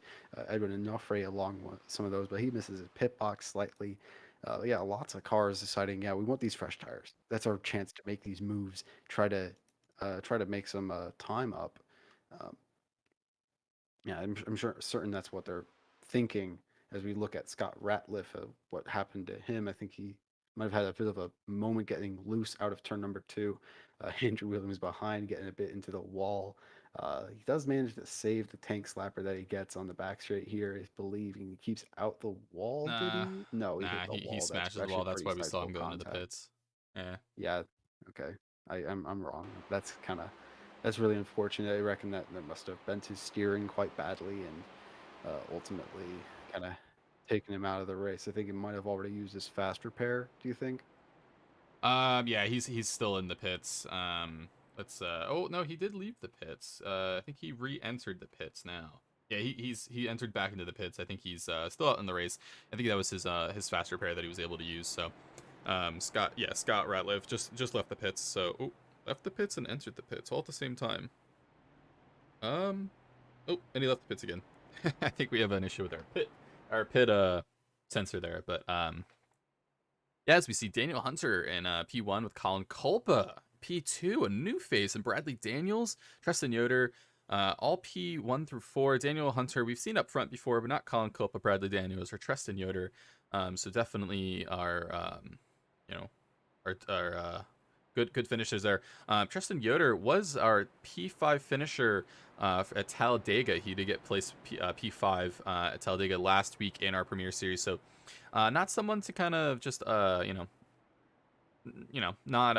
not account into the situation. I think Tristan's really kind of good with strategy, really knows what he's doing. So wouldn't count him out of anything here. Actually, I wouldn't count out most of these drivers here. They're doing pretty well. But yeah, we do have quite a few of these drivers on their third pit stop of the night. We have Daniel Hunter, only one pit stop tonight. Only one. That's definitely a bold move of him. Quite a few of the other drivers up front have 2 or 3 pit stops, with the most being, I believe, that is Alexander Gagnon with six pit stops tonight. How many? Let me check. They have 6 different tire sets, so I mean, that's pretty much the limit, if not past the limit. But yeah, side by side right now.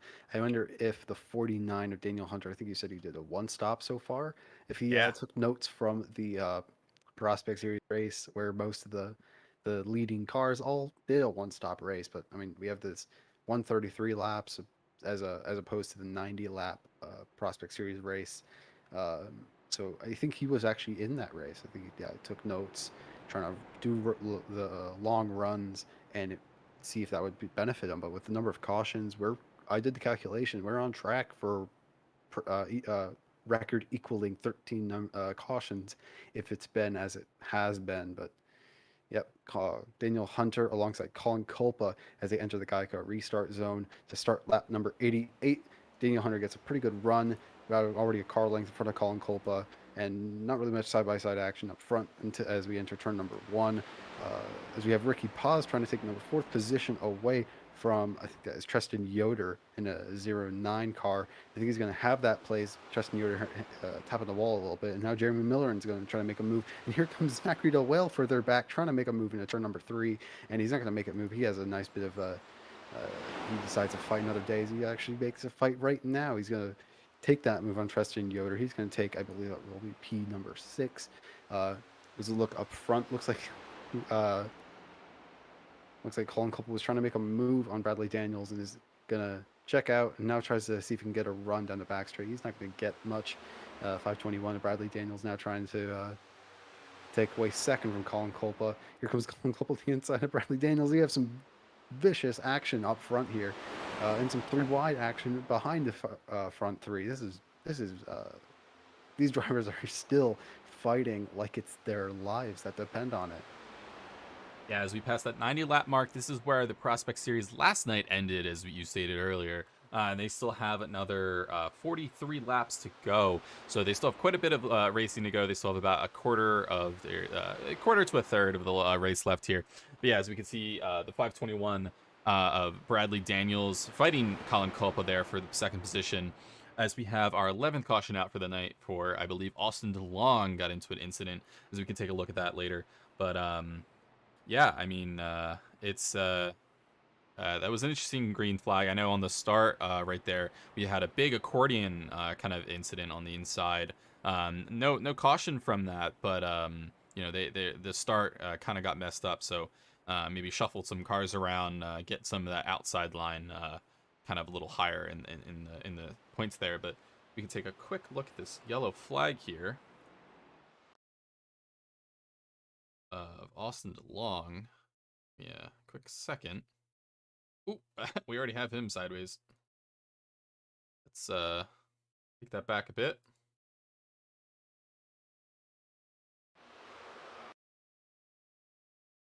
As you can see, the 22 of Austin kind of getting DeLong getting a little loose on that, getting a little low.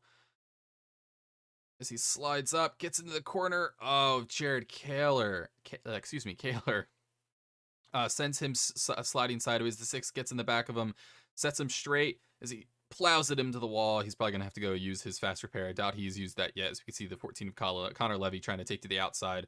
As we can see, the 22 of Austin DeLong really spinning around. Not too much damage from any of these cars, I don't think. So we can also see the 139 of Ryan Lusich get into the wall just a little bit in the right corner panel. As you can see, the 22 kind of locking up his brakes.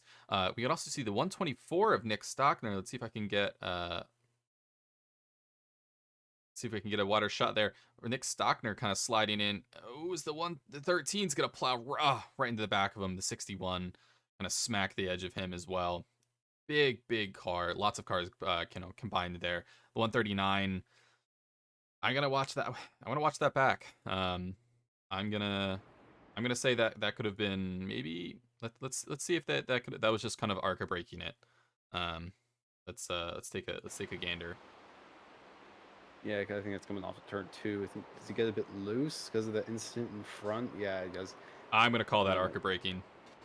Yeah, that's just really unfortunate. Yeah, ARCA break at its finest. I think that 13 is Andrew Stieg. I think this is his first CIL Premier. Yeah, I think last night was his first prospect race, and tonight is his first Premier Series race, representing Ball State in his number 13 car. So, I mean, he's still running. He's still in the lead lap. I think he's P10 as we run. But yeah, it's just, I mean, inexperience can create that sort of ARCA breaks sort of situation. And yeah, I mean, it's getting tiresome. I don't want to break a record tonight for number of cautions.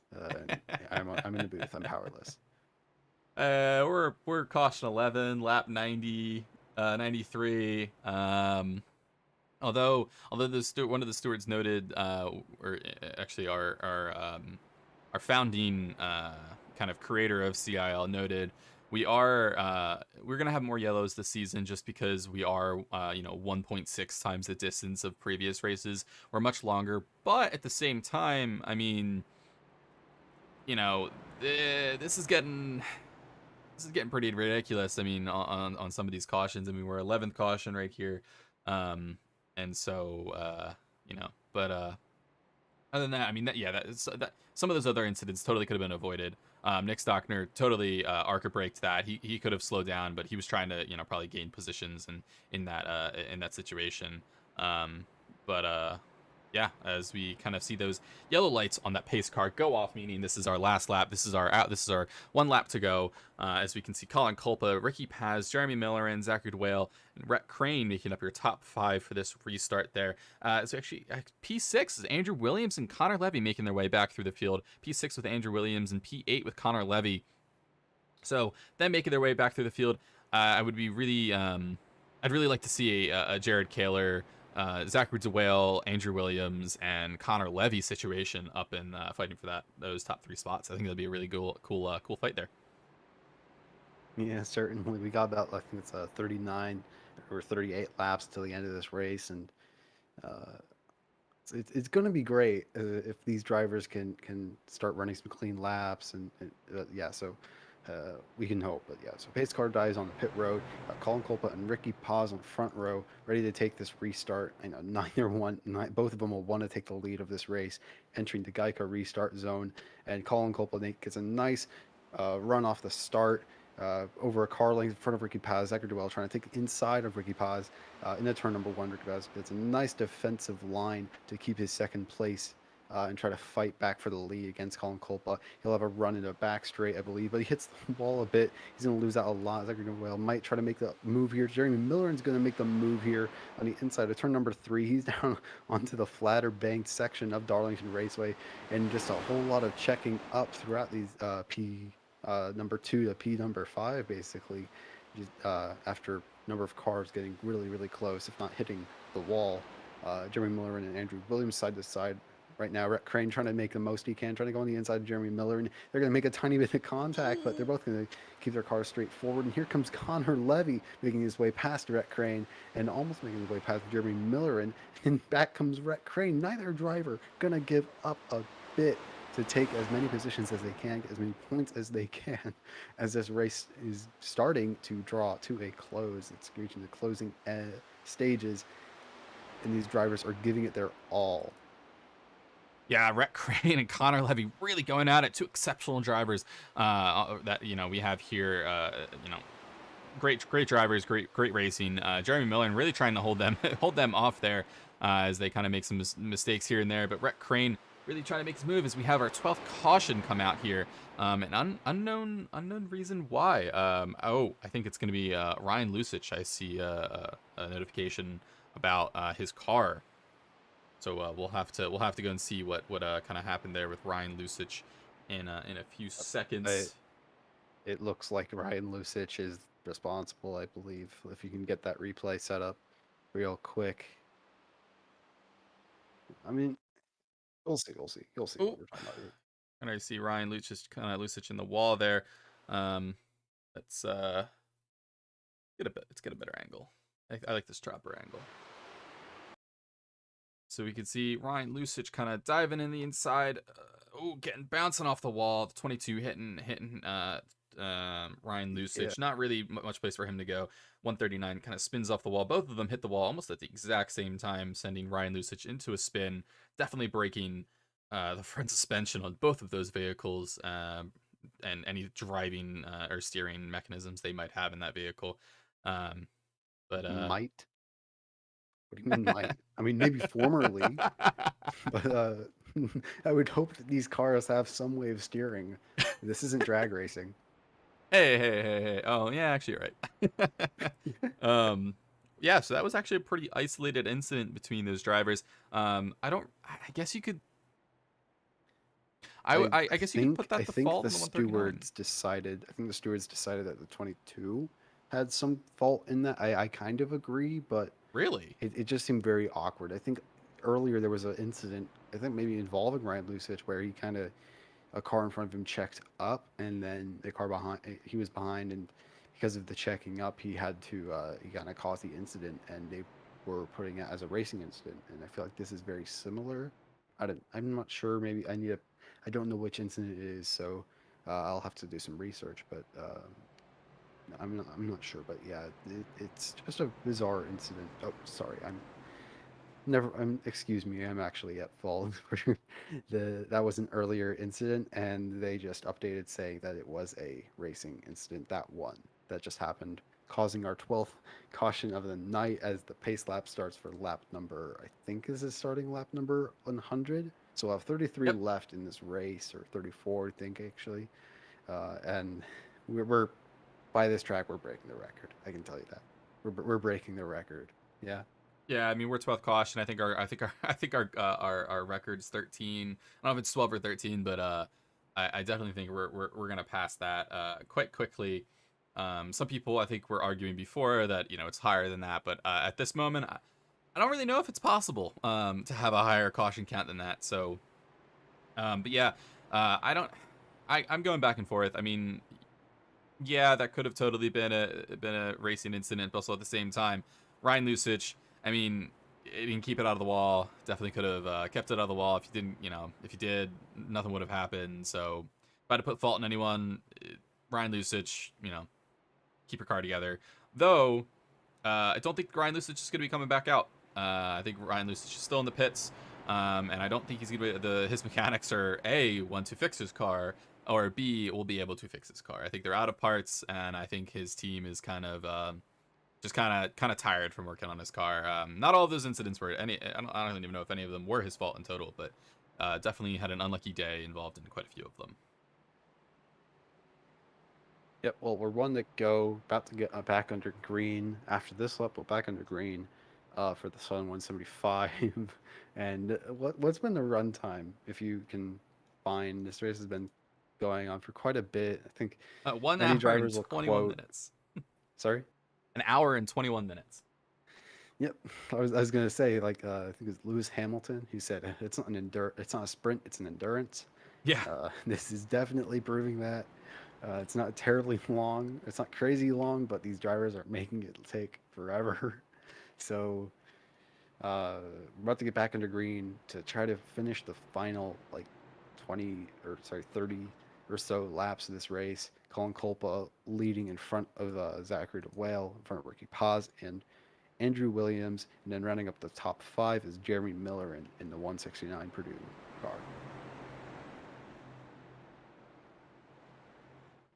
Yeah, as you can see, the pace card go right down below as these cars line up. Colin Copa leading our race here as Colin Copa gets a great runoff. So does Ricky Paz. Ricky Paz running right around Zachary DeWale. Zachary DeWale might have been sleeping on that. I'm not really sure what happened there, but Ricky No, Paz taking P2 there.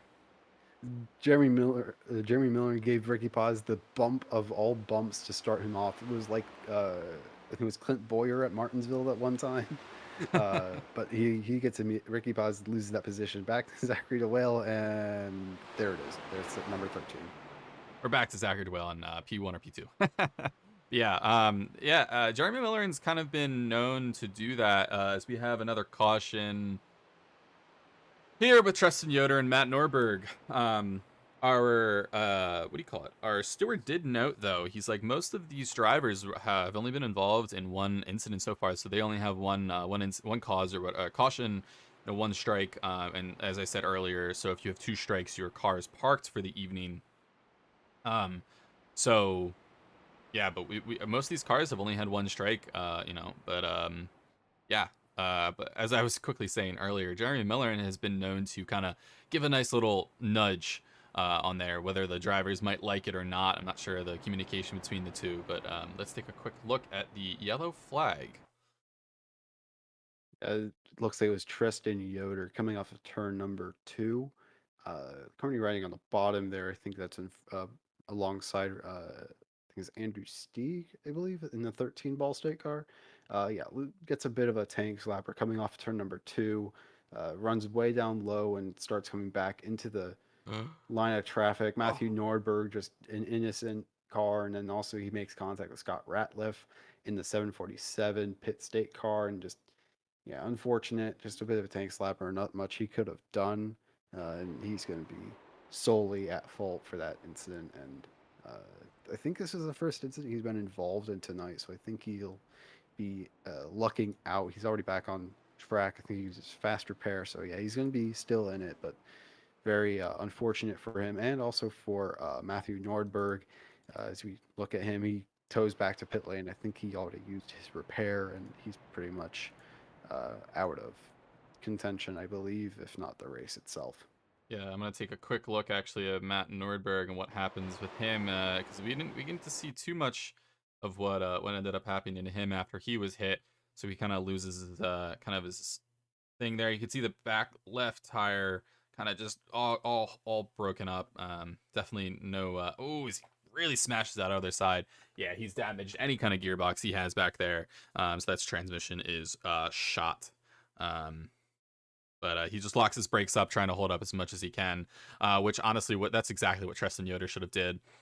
He was, if he locked up as soon as he kind of went off track there, he would have been able to hold it, and he wouldn't have hit Matthew Nordberg. So I'm sure there will be kind of reprimands for that and kind of an incident. But as we head back live, we still have, I believe, 2 laps to go, so we can still see the yellow lights on the pace car, noting that we are not on the first lap, or 1 lap to go.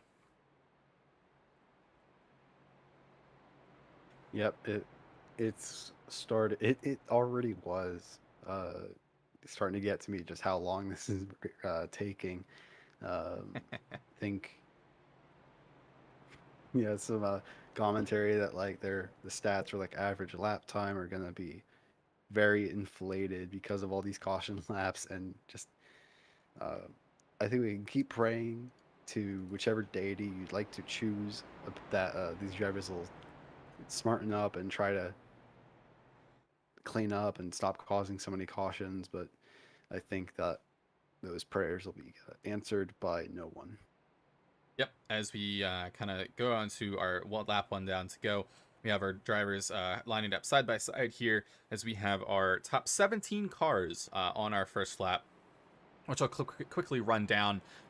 The positions might not be completely final, but we have Colin Culpa P1, Zachary Dwell P2, Ricky Paz P3, Andrew Williams P4, Jeremy Miller in P5, Connor Levy P6, P7 is going to be Rhett Crane, P8 is going to be Jeff Pete P9, Alexander Gagnon P10, Edwin Onofre P11, Daniel Hunter P12, Jared Kaler P13, Nick Stockner P14, Andrew Steege, excuse me, P15 Andrew Athena Leclerc, P16 Bradley Daniels, and rounding out your on first lap, lead lap, excuse me, is P17 with Austin DeLong. Whew, a lot of cars there. Yeah, this is about the size of the prospect field, I believe, from last night. About 17 cars, I believe. So um, yeah. So pace car skirting off into the pit lane to get back under green to start lap number 107 of this Southern 175 in the CiL Premier Series. Colin Culpa, green flag waves. He gets a nice jump off the start. Jeremy Miller isn't there to give Ricky Paz the jump he needed. Like on that last restart, he's going to have to fight with Zachary Whale, who's on the outside. He's going to keep Zachary Whale is going to keep the second place. Ricky Paz falling back, now under threat from Andrew Williams as they come onto the back straight. Yeah, Andrew Williams and Connor Levy, P4 and P5 right now, really making moves, trying to get up front back again. So I think we're going to have eventually come down to a fight between Colin Culpa, Zachary Dwale, Andrew Williams, and Connor Levy. And Ricky Paz is keeping his nose in there as well, along with Jeremy Miller and still P6, no one to kind of scoff at, along with Rhett Crane down in P7. So we've had quite a few of these drivers that we've kind of seen here and there all night, really kind of sticking out. You can see who these fast drivers are towards the end of this race. We have Jared Kaler, P10, kind of working his way back through after his incident earlier, getting kind of spun around from one of the other cars there.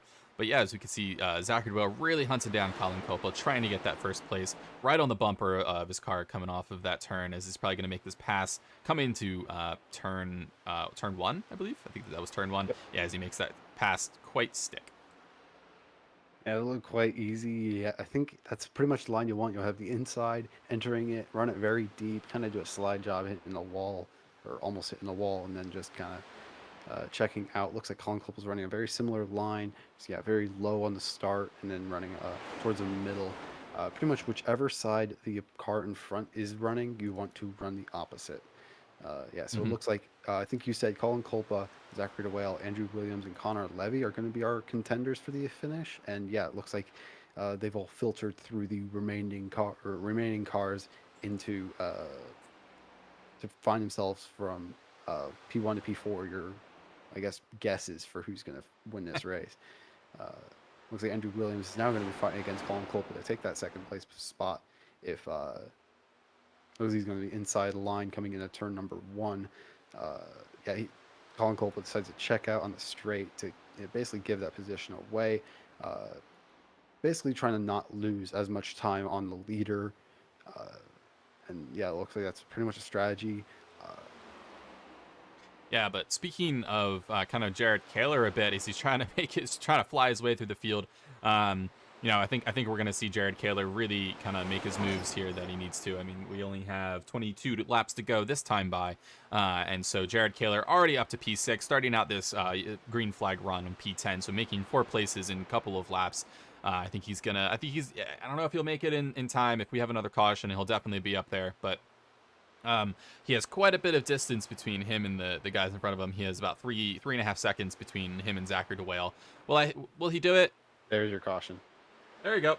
14. I think we broke the record.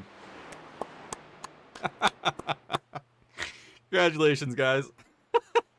Oh gosh. Oh man. Not. Let's take a look at this. Here we go. I think we're gonna have Austin DeLong, Alexander Gagnon, Tristan Yoder, all going to be involved in this incident here, as we can switch to our chopper cam to get a better view of exactly what happened here. Actually, I think we're gonna need to back that up a bit. I think we had another incident there that might help us out, kind of understand what went on here. Starting with Jeremy Millerin.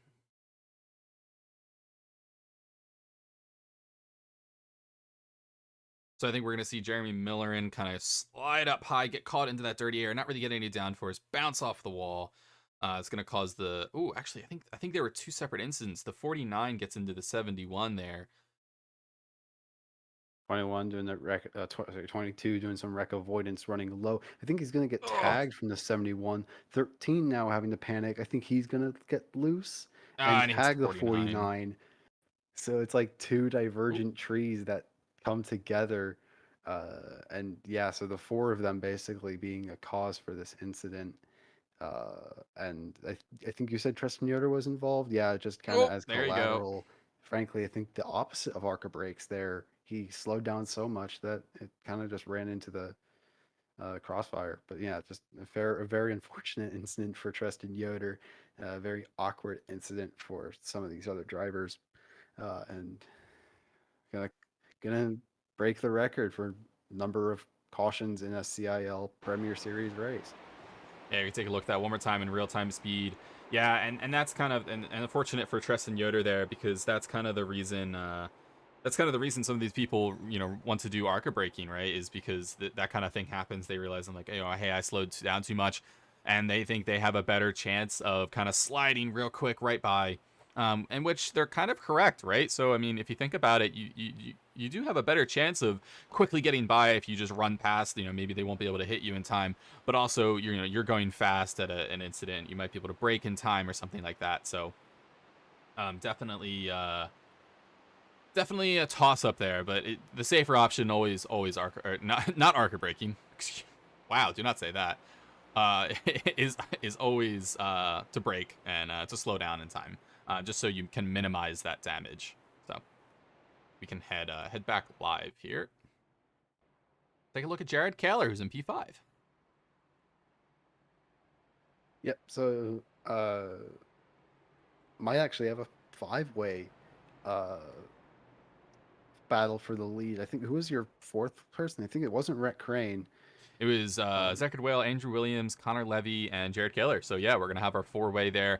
Five-way with Rhett Crane. Rhett Crane's been showing off his oval skills here tonight. So I think we're gonna have a top five fight here for these podiums.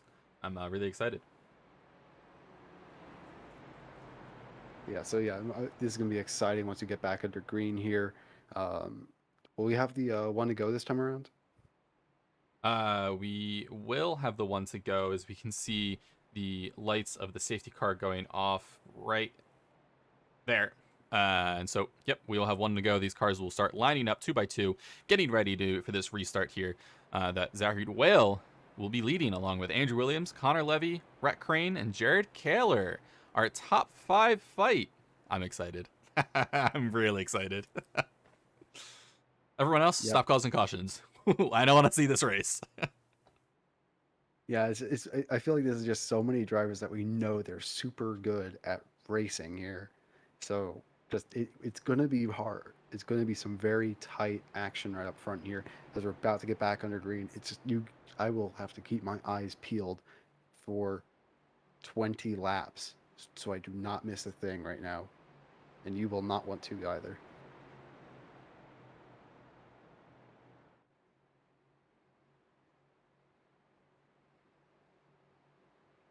Yep. As we can hear as we can see that safety car, excuse me, pace car dive right in. As we can see Zachary DeWale gonna make this, gonna try to get away from this start. Maybe hold on to this. We have 18 laps to go. Really gonna try to get a really nice jump off of this. As he does exactly that. Gets a nice jump along with Connor Levy, sitting right next to Andrew Williams, right on that bumper. And hopefully, we're going to have this really nice fight between P1 to P5 right now. As Jared Kaler loses actually a position to Nick Stockner. As Nick Stockner is kind of still in that fight there. I think Nick Stockner just got a new set of tires, was able to kind of keep in there and make it stick. As we can see Connor Levy making his move right on Andrew Williams, right next to the side of him. As Jared Kaler gets by Nick Stockner, making that move sick, and Andrew Williams and Andrew Williams and Connor Levy, excuse me, kind of doing that. Making that little dance there is Rhett Crane kind of sneaking in, trying to sniff the bumper back of Connor Levy. Maybe he can sneak by, maybe he can't. We'll have to see what kind of goes on. But yeah, this is going to be a good top 5 finish here. Yeah, I believe Rhett Crane. I believe he's one of our rookies, as I think you might have seen on the camera. Nick Stocker getting in the back of Jared Kaler. But yeah, I think Rhett Crane is doing a very good job of just kind of keeping it clean and trying to get the most of what he can. I think he's probably had a podium finish in the CIL this year, and I believe he's trying to make at least two, his second podium finish in the CIL, and he's doing a really good job of just trying to be there to see if any restarts, if he can try to make a nice position. But Jared Kaler is right behind him, one of our newer drivers, right in front of one of our most experienced and well-proven drivers in a reigning champion. But as we look up front, Andrew Williams, he's about a car length back of Zachary Whale as they enter turn number 1. He's catching up. He's trying to make the most he can. He's going to run the switchback line to get a run down the back straight. I think he's going to have it, but no, he checks out a bit because of the dirty air, and he's still about the same gap as across the start finish line. Connor Levy's there too. It's just about the same gap from pretty much all these drivers to each other, and they're not gonna let up an inch. It's just gonna be 100% at this point in time, and yeah, they're keeping it clean so far. Not really much contact, but Andrew Williams right behind Zachary DeWale. He's threatening him so much to take the lead of this race. Jared Kaler trying to take away P4 from Rhett Crane. It's never ending. I'm telling you. Yeah, Jared Kaler really getting a nice jump on Rhett Crane there, trying to fight for that position there. I was gonna say earlier we're gonna have two fights right now. We're gonna have fight for P3 and P3, P4, and P1 and P2. But Connor Levy was kind of able to escape from the claws of Rhett Crane there. And kind of make his way through, and now he's in the claws of Jared Kaler. Jared Kaler really trying to make his move stick, but Rhett Crane's holding on, trying to fight back from that position. As Rhett Crane's really making that top line work. Really good job of him doing that. That's a difficult, harder line to take. Not a normal line, as Jared Kaler is able to make that stick. Unfortunately for Rhett Crane, moving down into 5th position now, as Jared Kaler is going to have to make his move down to P3 and fight Connor Levy. As we can see, Athena Leclerc fighting actually for P6, kind of coming up behind Jared Kaler there, or excuse me, Rhett Crane. As we can see, Athena Leclerc really making the move, trying to make that top line work that Rhett Crane was trying to make earlier. And maybe Rhett Crane said, "Hey, that didn't work for me. Maybe I'll try this low line," and trying to keep Athena Leclerc out of the situation. Yeah, and then right behind Athena Leclerc, we have Nick Stocker, and then another St. Clair car, and Daniel Hunter. It's just, I mean, you have so many St. Clair cars. It looks like we have Athena Leclerc doing that outside line and make the pass on Rhett Crane. Very good move to get Athena Leclerc up into the 5th place for the St. Clair. Not quite the first St. Clair car, because we still have Zachary DeWale leading this race in a 0-0. Sorry, what was I saying? The 0-2 car, right in front of Andrew Williams. They're fighting hard. Only about a tenth separating the two of them. Starting lap number 125 out of 133 in the Southern 175 CiL Premier Series race, and this is never going to end. If we have this green flag running until the checker, this is the battle to watch, because it's going to run until the end. Don't say green flag. Shush. Sorry. Don't say that. Gosh. Sorry. How about blue flag? Don't say the word flag. It's gonna hint. But yeah, as we fabric square. Yeah. But as we see Athena Leclerc P5 trying to kind of make her way move through the field, but not really able to make it stick.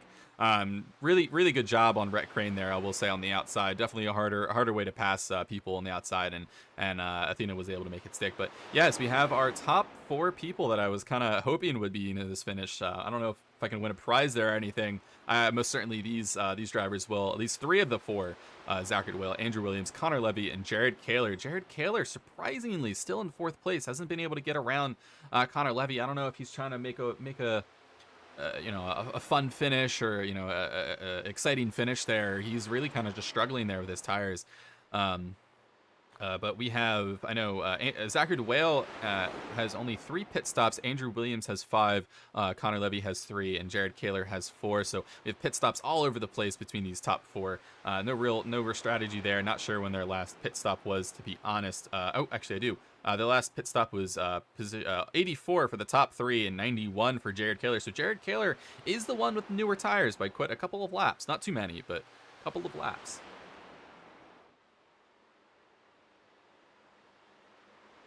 As we're Yeah, coming here to these 4 cars are all just, it's kind of artistic how they're, at least they were all like separated by the same gap. It looks like Connor Levy has fallen quite a bit and is under the threat of Jared Kaler in his one car. He's going to make the move on the inside, going through the first 2 turns.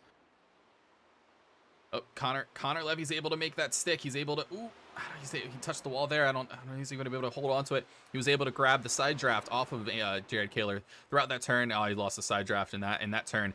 Jared Kaler was able to take that P3 finish, but Connor Levy kind of not.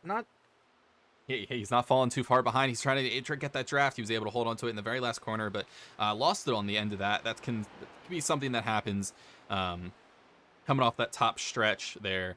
But as we can see, yep, Jared Kaler definitely, I think, holding on to that P3 position pretty well. As we can see, Andrew Williams and Zachary Well still a little bit farther from each other, but someone who came up a little behind and we saw win last night is Edwin Onofre's in P5 right now, hunting down these drivers. And his last pit stop was lap 113. So he has extremely fresh tires, and he's hunting these down.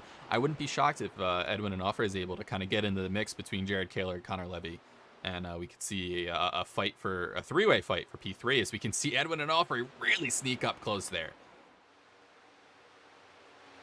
I'm getting even more excited. 2 laps to go, I believe. Edwin Onofre on the inside of Connor Levy. He might actually have a decent run on the Jared Kaler. He's going to take the 4th place. We might actually have him on the podium. And looks like Andrew Williams has kind of fallen a bit back behind Zachary DeWale. But yeah, Edwin Onofre, and he won last night in the prospect race. He knows how to race this track. He knows how to defend, and he probably knows how to attack. Jared Kaler gets a bit loose. He might actually have the side draft. Yeah, so this is the fight for the podium we're watching right here. 3 drivers separated by less than a tenth, I believe. The contact between Edwin and Jared. Here comes Connor on the outside in the 14 car. Edwin losing out. He's going to be in P5 as we start the white flag. 7/10 separating Zachary DeWale and Andrew Williams. Here comes Edwin on the inside trying to make this podium. And there's a bit of contact between Edwin and Jared. Jared putting out a great block. So high. Jared putting out a fantastic block, but Zachary DeWale definitely holding on to this. Andrew Williams definitely P3 unless there's a mistake. But we're really trying to pay attention to this fight right here for P3. As we can see, Jared Kaler really holding on. Edwin Onofre trying to take that high line, maybe get a nice boost off of the line, trying to get it right by as he's not able to grab it. Zachary DeWale taking P1, Andrew Williams P2, and Jared Kaler P3 just by a hair of a margin. P4, Edwin Onofre, and P5, Connor Levy. That was your fight for P3. And congratulations, Jared, on holding that off, doing some major and great blocking. But yeah, congratulations to all of these drivers, and congratulations to Zachary DeWale for really coming back and getting that win there. Wow, what a race! That was what an interesting race. I'd like to say is the 14 cautions, but what an exceptional finish to that race we had here tonight. Wow, I don't even know what to say. We're gonna have Zachary DeWale here, kind of spinning out, do a nice burnout for us. Place down some rubber on the front of this Darlington stretch with this Goodyear. Comes those Goodyear signs right on top of those banners there. But what a race there from all these drivers, and that I could definitely say this one's for the books. This one is for the books. And Zachary DeWale again, congratulations, Andrew Williams and Jared Kaler. This is gonna kind of burn it off, put his nose up right against that, and rip all that rubber right off of there. Yeah, just blow up the engine if you can. Just really, like, I mean, yeah, again, I think he was finished second prospect last night and probably just took all those notes of how to run this track. It's I think that's kind of he blows up his engine. That's gonna be the end of his burnout. But yeah, just such a really good run for him as his race started to close and get that nice green flag action to finish it out, and just so impressive from Yeah. Zachary, the St. Clair College driver, to take the win tonight. But really, just so much good action throughout really the top four to top five. It's just so good that they know how to race clean and know how to race nice and fair from start to finish. I believe. I don't think any of them really got into any incidents. I think Andrew and Jared, I think got into a little spits here and there. I think Jared was just a kind of a passenger along with one of those incidents, but Zachary DeWale, I think, was able to clean his nose and keep it clean. But speaking of Zachary DeWale, let's pull him into the booth and have a quick chat with him, right? Uh, why don't we? Let's see if we can pull him in here. Zach, do you copy? Yeah, sorry, I got you. Hey Zach, how are you? Oh, well, you know, I'm doing great, man. Well, congratulations on that P1 finish. What an exceptional finish was that to that race. I mean, there was the top four of you guys fighting out to that. Honestly, the top five of you guys fighting out for that position, and you were able to really hold on to that. You were really good around this track this evening. Kind of an odd track, and I will say lots of cautions. What are your really just honestly, what are your just general thoughts on this race and how it went for you, and kind of everything else that happened in this race? Well, races with loads and loads of cautions like that are never the most fun from a driving perspective, just because you're sitting behind the pace car more often than you're actually racing.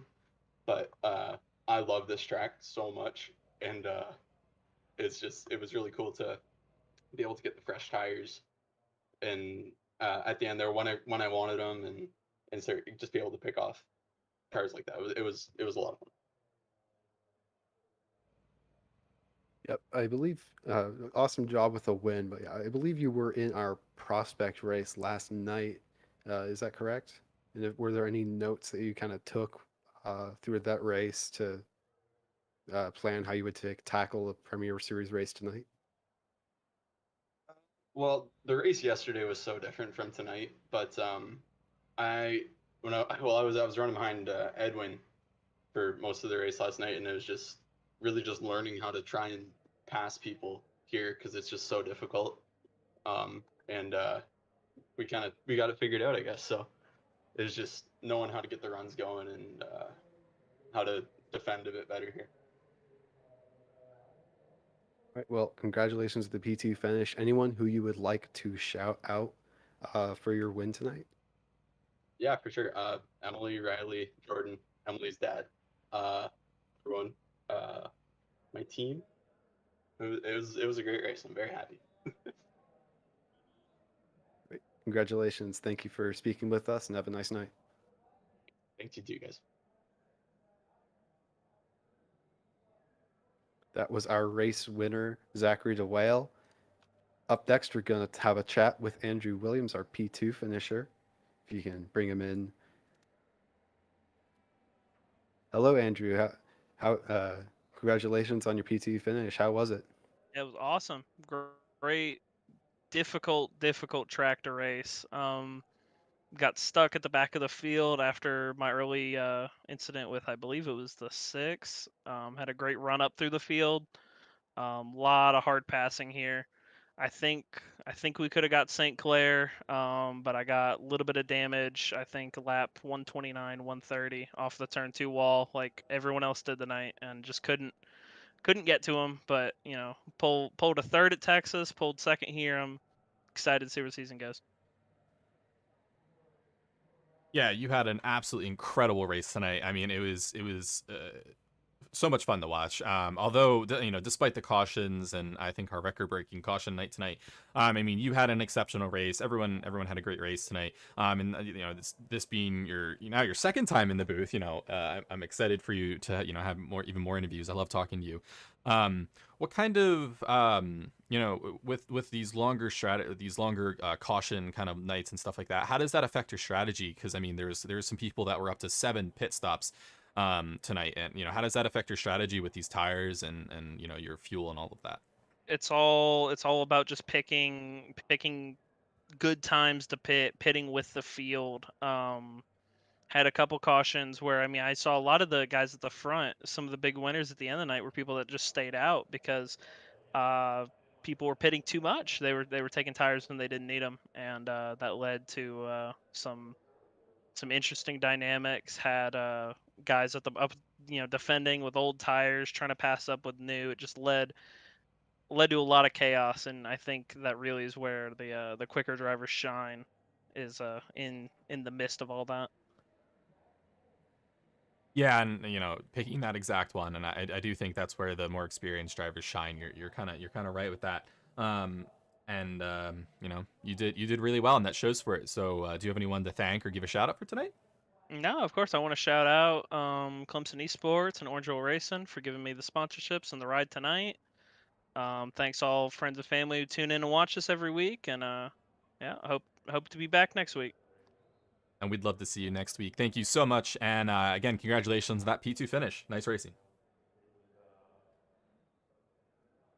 That was Andrew Williams, our P2 finisher from Clemson College or Clemson University. There, as we hear from our P3 finisher and our champion winner of last year, Jared Kaler from UNC Charlotte. Jared, you got a copy? I got you guys. Hey, Jared. Firstly, congratulations on that P3 finish. What an exceptional finish to that crazy race tonight. You had quite a few cars right on there on the bumper. You were racing Connor Levy there, and out of nowhere, I mean, you had Edwin and Offray kind of come out of nowhere. What was that like for you at the end? I mean, were you were cool? Were you under super amount of stress? What were your thoughts on that last kind of 10 laps of that race? I mean, I would say I was more angry than anything because I got in a little kerfluffle there on lap probably 90 or so and put me back in the pack. And from that point on, I was just driving, I was driving angry. And you know what they say, an angry race car driver is a fast race car driver. And Edwin, I saw him come out of nowhere. One lap I looked down, he was like 2.5 seconds back. And the next thing I knew, next lap, he was like a second back. I'm like, all right, now we're going to have to play defensive. And I felt like I could maybe reel in Drew there, but I was like, all right, maybe I need to start defending. And I knew he was going to try and pass me on the bottom of the track. So I was like, all right, I just need to, if I enter in low, that'll be my best bet in protecting that spot. I knew if I ran the top and gave him the bottom, he'd just drive right by me. So I wanted to make him work for it there, and fortunately paid off. Yeah, congratulations on the podium. I think I saw you kind of be from sometimes in the lead, sometimes a bit further back. It was very much like a race of attrition. What was kind of the sort of strategy coming in? Did you expect it to be a bit of a caution fill, or what was your idea of coming into the race? I kind of had the idea that it was going to be caution fill. I mean, I know Darlington is one of the most challenging tracks out there on iRacing, and for that reason, it's one of my favorite tracks because you really got to be on the limit. But you overstep that limit and you're in the fence or into someone else. So I kind of knew that it was going to be a caution-filled wreck or a caution-filled race. And when you pitted, you'd kind of get shuffled back because you had people pit the caution before and they'd shuffle to the front, and then you kind of like settle things out, and then then caution would come out and shuffle everything back up again. So it was just kind of playing that tire strategy, and you'd get shuffled back, but then you'd realize, all right, I have 10 lap fresher tires than these guys in front of me. So if I just keep it calm for a couple laps, let things get situated after the restart, then I'd be able to kind of work your way forward with your tire advantage. All right, well, thanks. Is there anyone who you'd like to thank for your podium finish tonight? I'd like to shout out Niner Esports, and also want to give a shout out. We were on a special Kyle Petty 7-Eleven scheme from 1983. So hopefully that looked good out on track. And thank you guys for putting on the stream and setting everything up. Yep, no worries. Congratulations on the podium, and have a nice night. Thank you guys. You too. And yeah, fantastic paint scheme. Thank you.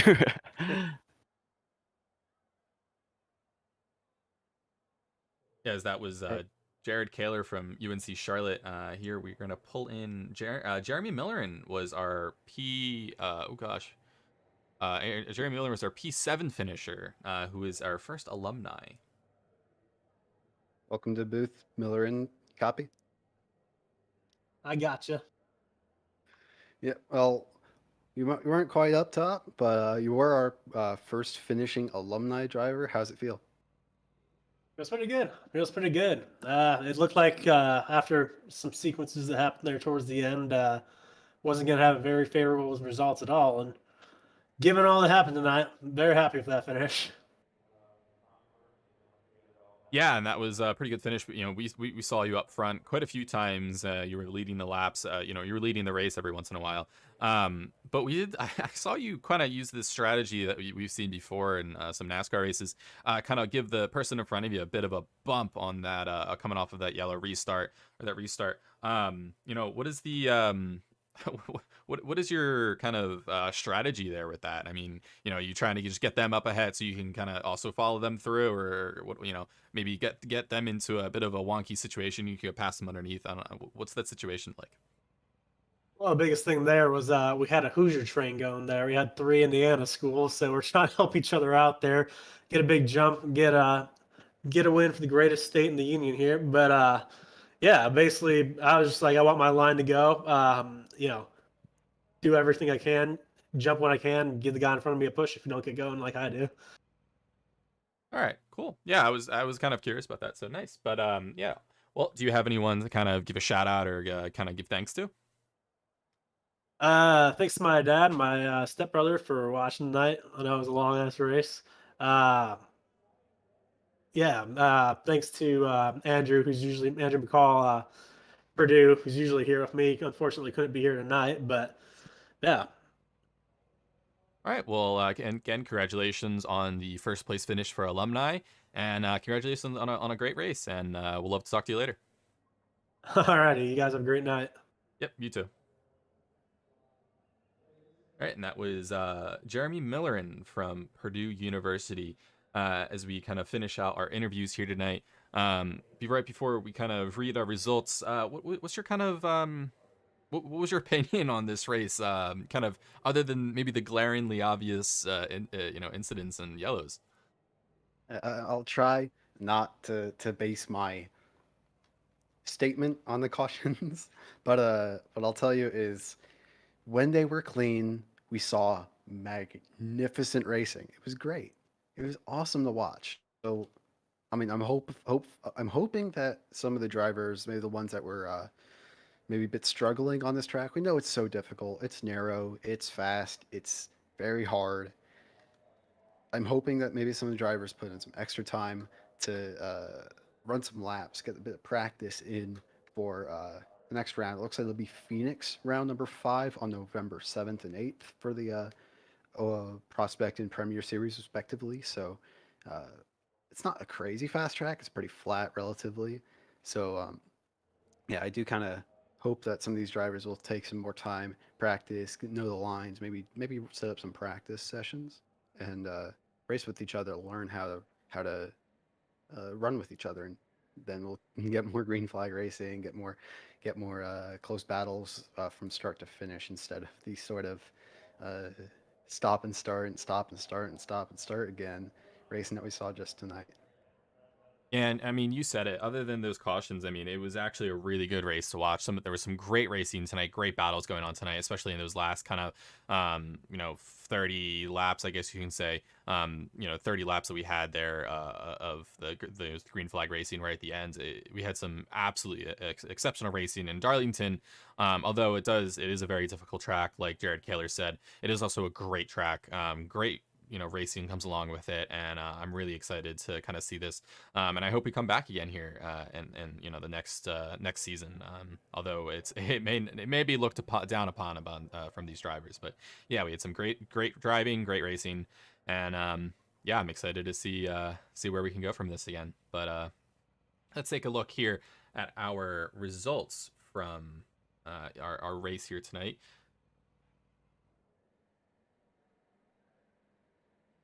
Possibly.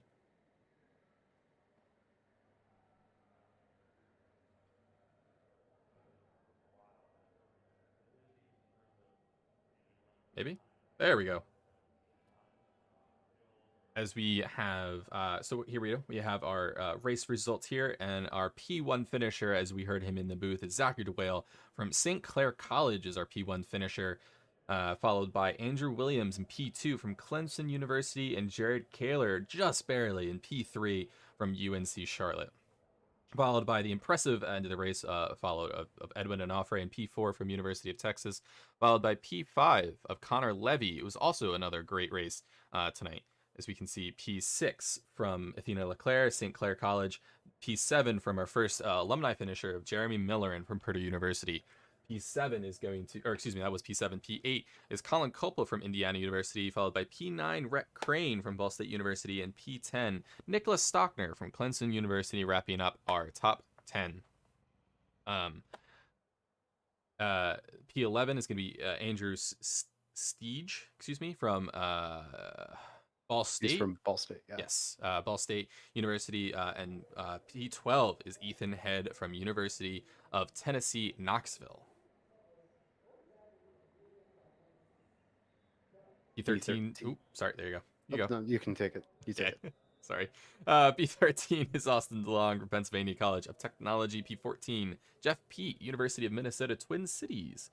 P15, Tristan Yoder from Robert Morris University. And P16, Matthew Nordberg, NC State. P17, Alexander Gagnon from Robert Morris University. P18, Ricky Paz from Valpo University. You have more drivers, excuse me. Here we go. P19, excuse me, Daniel Hunter, St. Clair College. P20, Bradley Daniels from Robert Morris University. P20, excuse me, did I miss one? Nope, P21 from Scott Ratliff from Pittsburgh State. P22, Ryan Lusich. Unfortunate race, but a university from North Texas. P23, Alexander Hogarth from St. Clair College. Another St. Clair College driver is Tyler Stone in P24. P25, Ethan Decatur from another Valpo University car. And rounding out the field is P26 from St. Clair College is Nick Maloch. Whew. Apologies for that race result read, but yeah, I mean, exceptional race tonight, other than kind of our incidents here and there. But yeah, overall, that was it. And I know next week we have coming up is our Monday night race is at Spa for our Formula College League. We're going to have the Formula 4 cars at October 31st at Spa Monday night. Followed by that is going to be Tuesday night, November 1st. Right, starting out in November is going to be COTA with our GT3 league, or GT3 series.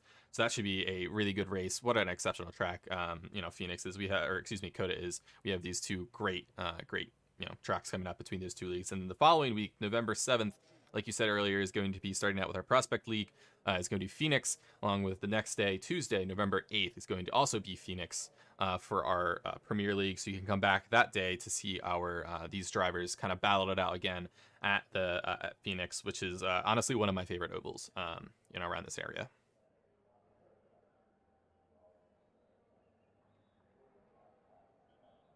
All right. Well, I mean, is there kind of anything else that you want to kind of say there, John?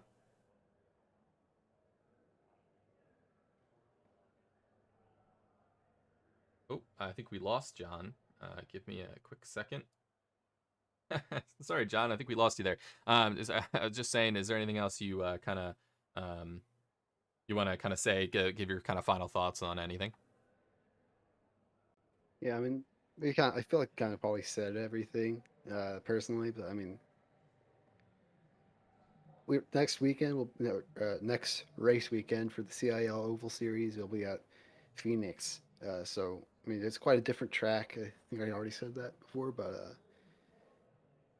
yeah, I think that's going to be quite a event-filled race as well. Hopefully not as quote unquote event filled, if you want to not say the cursed word, but yeah, pretty much just can't wait for the next one. Yep. And like we said, really, really happy everyone's here, and yeah, it's gonna be I think it'll be a really good race. And yeah, so next week we have, like I said, next week we have our Formula C and GT3, and the following week we have our Cup cars. But other than that, I don't think we have kind of much else to go over there. Yeah, but I think from me and John and everyone else here at iRacing, I think we are going to wish you a lovely evening, have a nice week, and thank you for kind of hanging out, and would love to see you next week at Spa. So from me and everyone else in the booth, thank you, and have a lovely night.